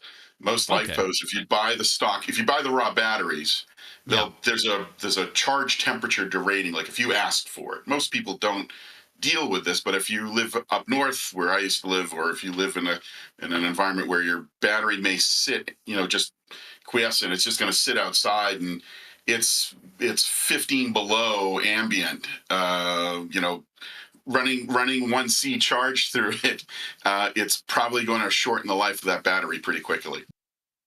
Okay. Aren't most or all the batteries that are in space NiCads? No. There's many different chemistries, and I think you're talking about like 50 years of time and space. Like battery composition has to change with it. That's crazy. Oh yeah. It's the goal is to make things lighter and more with. Yeah, there's no way. Yeah, the NiCads haven't flown for 30 years or more. Oh, I think I actually. Okay, I got some bad info. Thank you. Okay, I gotta wrap up because I'm gonna go make all these kids watch The Martian right now. That's what I'm gonna go do. That's the movie for the podcast, and my wife is gonna be back shortly, so I'm gonna have her finish up because she passed out too early. Watch the Martian, and then we're gonna do the podcast. Oh my God, it's already 10:21. There's no time left in the day. I don't have enough time. Everybody send me your time. You can send it at multiple emails. It's 12:21 here. Do you want to lose time or gain it? I need so much time. I need so much time. I need all the time. Give me all the time. I'm already running out. Where's KH6WI when you need him? I need a lot of time. Guys, I need all your time. Share me your time. I would appreciate it. It's almost noon in India. I'm literally going to burst. I have to go to the restroom, and I got to end this live stream. So everybody, I think I got to head out. I got to go. Thank you for hanging out. Winter Field Day. I think the point is, if you're completely a neophyte, actually, I will do this. Hold on. Winter Field Day. All right. So if you're completely a neophyte in ham radio and you don't know what's going on, go to winterfieldday.org and you want to look for the local club that is going to be doing a thing. Go explore this website, go nuts. But you get to this spot and you're like, oh, hey, look at all this. This is crazy. Let's dive in. So if you're in California, I can't tell you about other areas, but we got too deep. Now we're all up in Nevada. But here we go. All right. So if you dive in on this, hey, what do we got here? All right. So there's a club call that's out there, and you can go around. You can look at all these club calls that are doing Winter Field Day. Go there. Even if you're a technician, it doesn't matter. Go out there, talk to these guys, talk to these people doing radio, and see what it's like. Get out there, experience it. Your geographic area is, of course, going to be greatly different, but get out there and experience it because I think you're going to have a good time. I think you really will. I think it might be the thing that brings you. Well, I don't want to say this because then you're like, oh my God, Josh knew that I'm going to get addicted to radio if I went to an event like this. And it is true. it gets you super excited about what you can do with radio. And it's kind of crazy, and I hope you do dive in a little bit. But okay, guys on Discord, anything you want to mention before I head out here?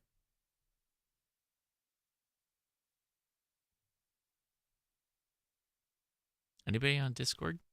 Have a good night, John. Okay, thank you.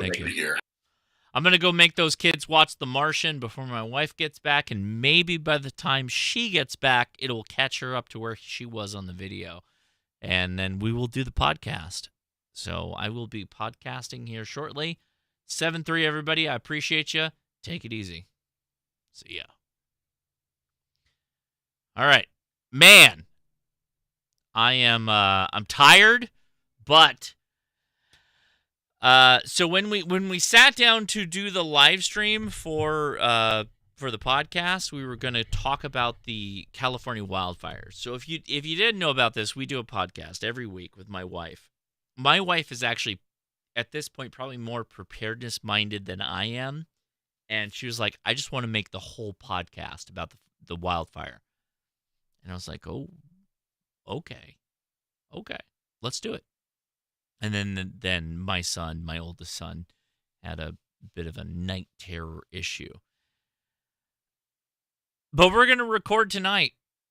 So if you are so inclined, it would be great if you checked us out. Ham Radio Crash Course Podcast. We would love it if you checked it out and listened to it.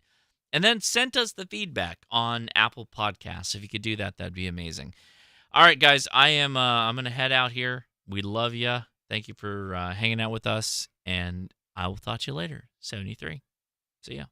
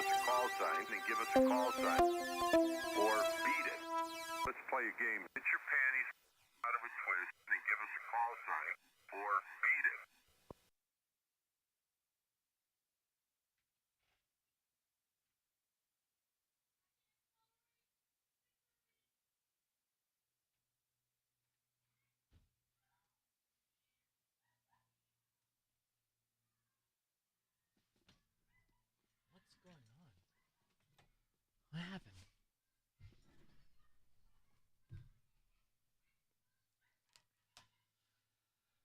What's going on?